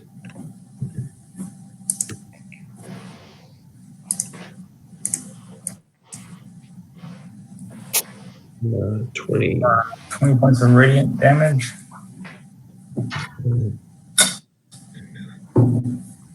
This formerly ginormous puddle of ooze is now roughly the size, as it continues to burn away in the flames and with your radiant damage, roughly the size of a normal humanoid being. It's been melted down to size quite a bit. I would move that wall of wind to direct it at the rats more directly. All right. I don't have control of it, but yeah, I got you. You said at the rats, like that. It didn't move on my screen, but oh, I'm sorry, like that. Well, it has to be direct. It has the focus of it has to be from me. Oh, okay. So it originates at my location. Like that? Yeah. That worked. Close enough. There we go. All right. And and that is immediate. It goes. It's at the beginning of their turn. They have to make a. Which I guess is their turn. Yeah, right? it's their turn now. So.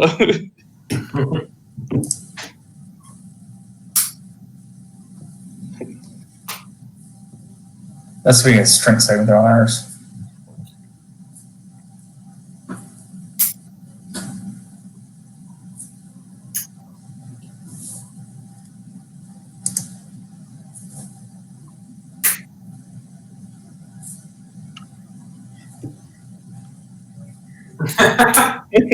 Oh, I forgot to whisper that. My bad. Yeah. That's late. I'm tired. Leave me alone. All right. So strength saving throw. Let's see here. Oh yeah, they are just fine. All right. And they're rolling -1, but they got a critical success. All right. So they will 5, 10. And they take 13 damage. Yep. Boom. I love me some booming blade. They are -4 for intelligence. They know not to move. They don't know not to move. All right. And next up is Jack. All right. Jack is going to lick his wounds and move up. 10, 15, 20, 25, right there. Yeah, I think I'm going 12 there.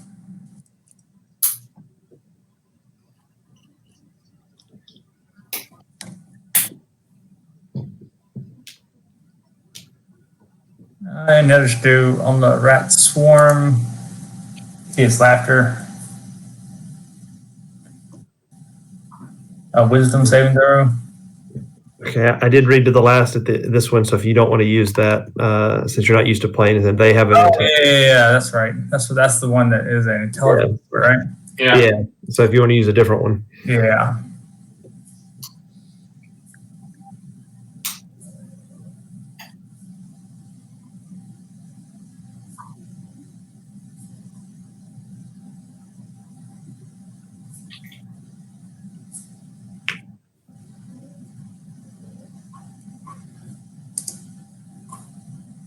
We're just going to use Vicious Mockery. Okay. That's a wisdom saving throw as well. So like 2d4.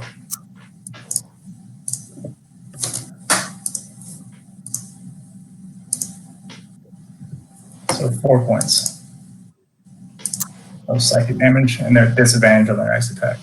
All right.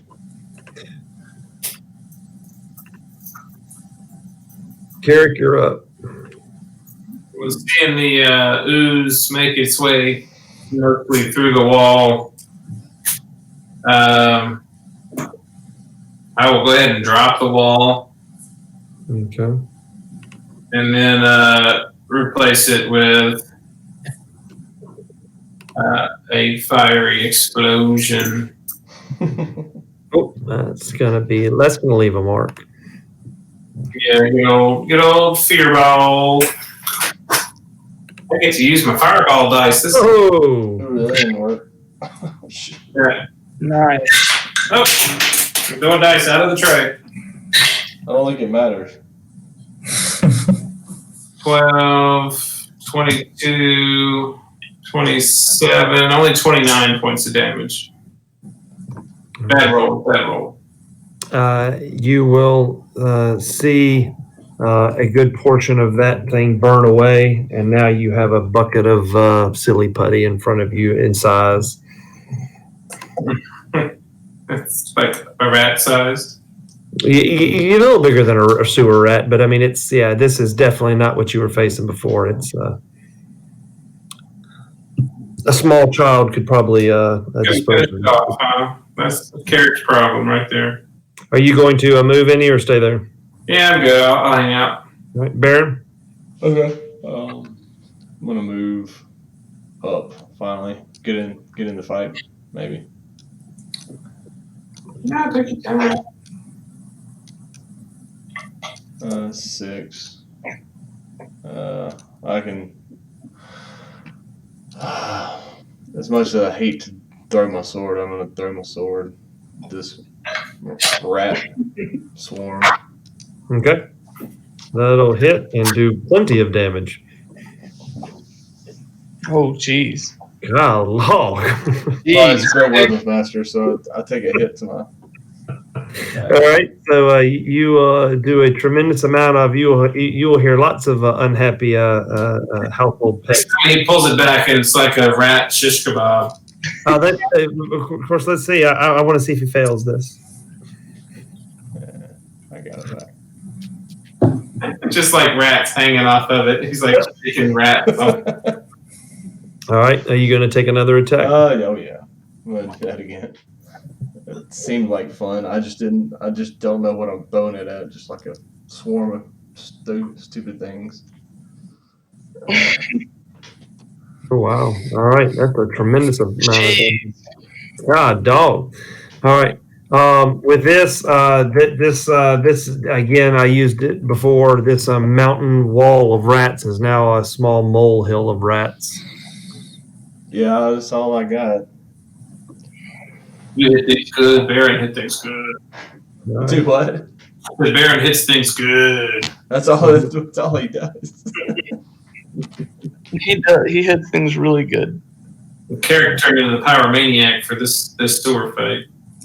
Hey, I've given my attack to at least 2 people already. So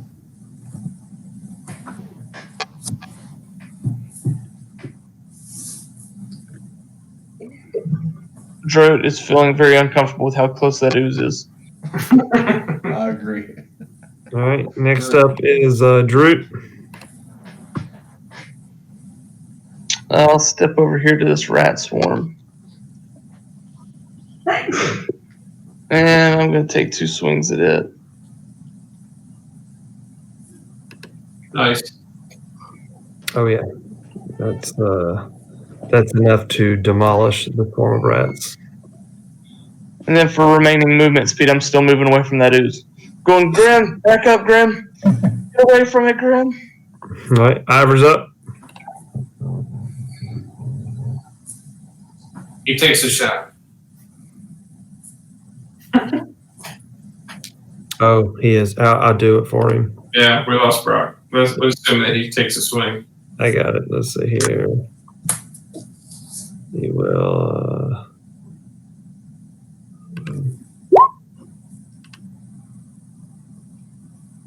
And the damage was not automatically calculated. So. Click on where it says longbow. Click on that. Oh, all right. And there you go. 12 piercing. All right. And I didn't add his hunter's mark or anything on there. Nope. I don't have his. I'm just clicking. I'm not used to these sheets right here. I'm used to my enemies. Brock has the macros for it. Well, that's 15 for the first shot.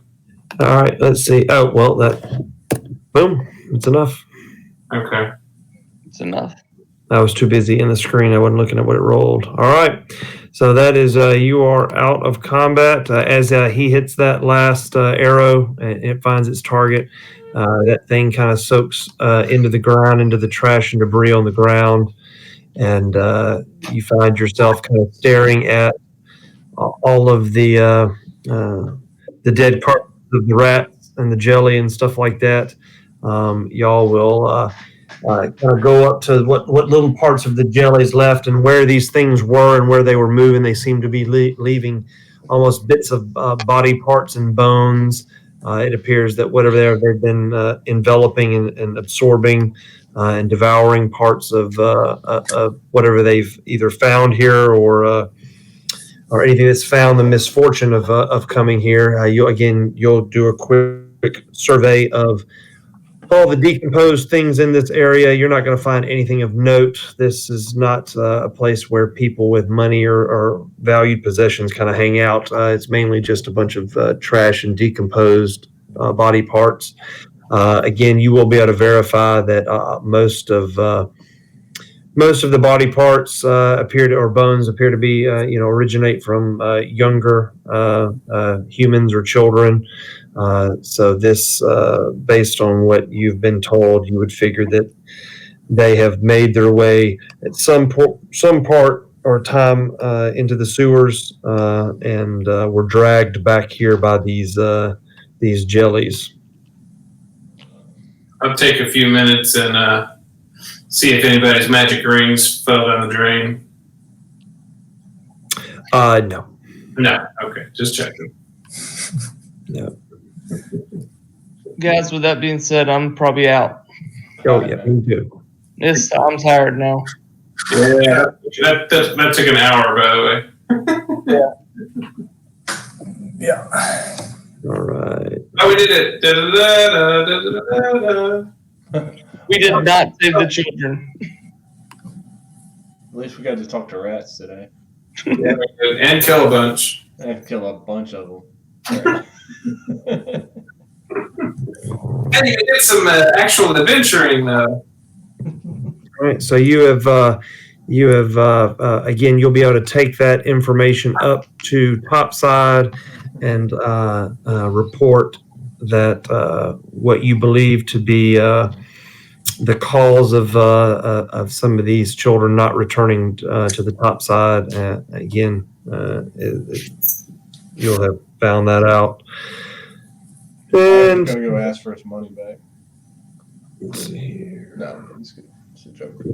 Delete.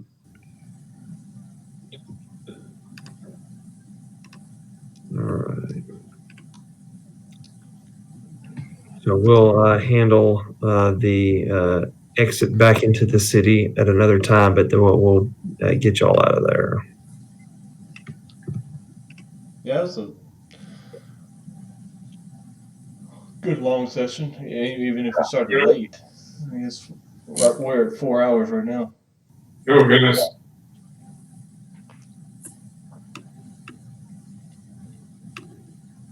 All right, guys, I'm out though. Yeah, get out too. I'll talk to you tomorrow. Yeah, later. That was fun. All right. I guess we're done. All right.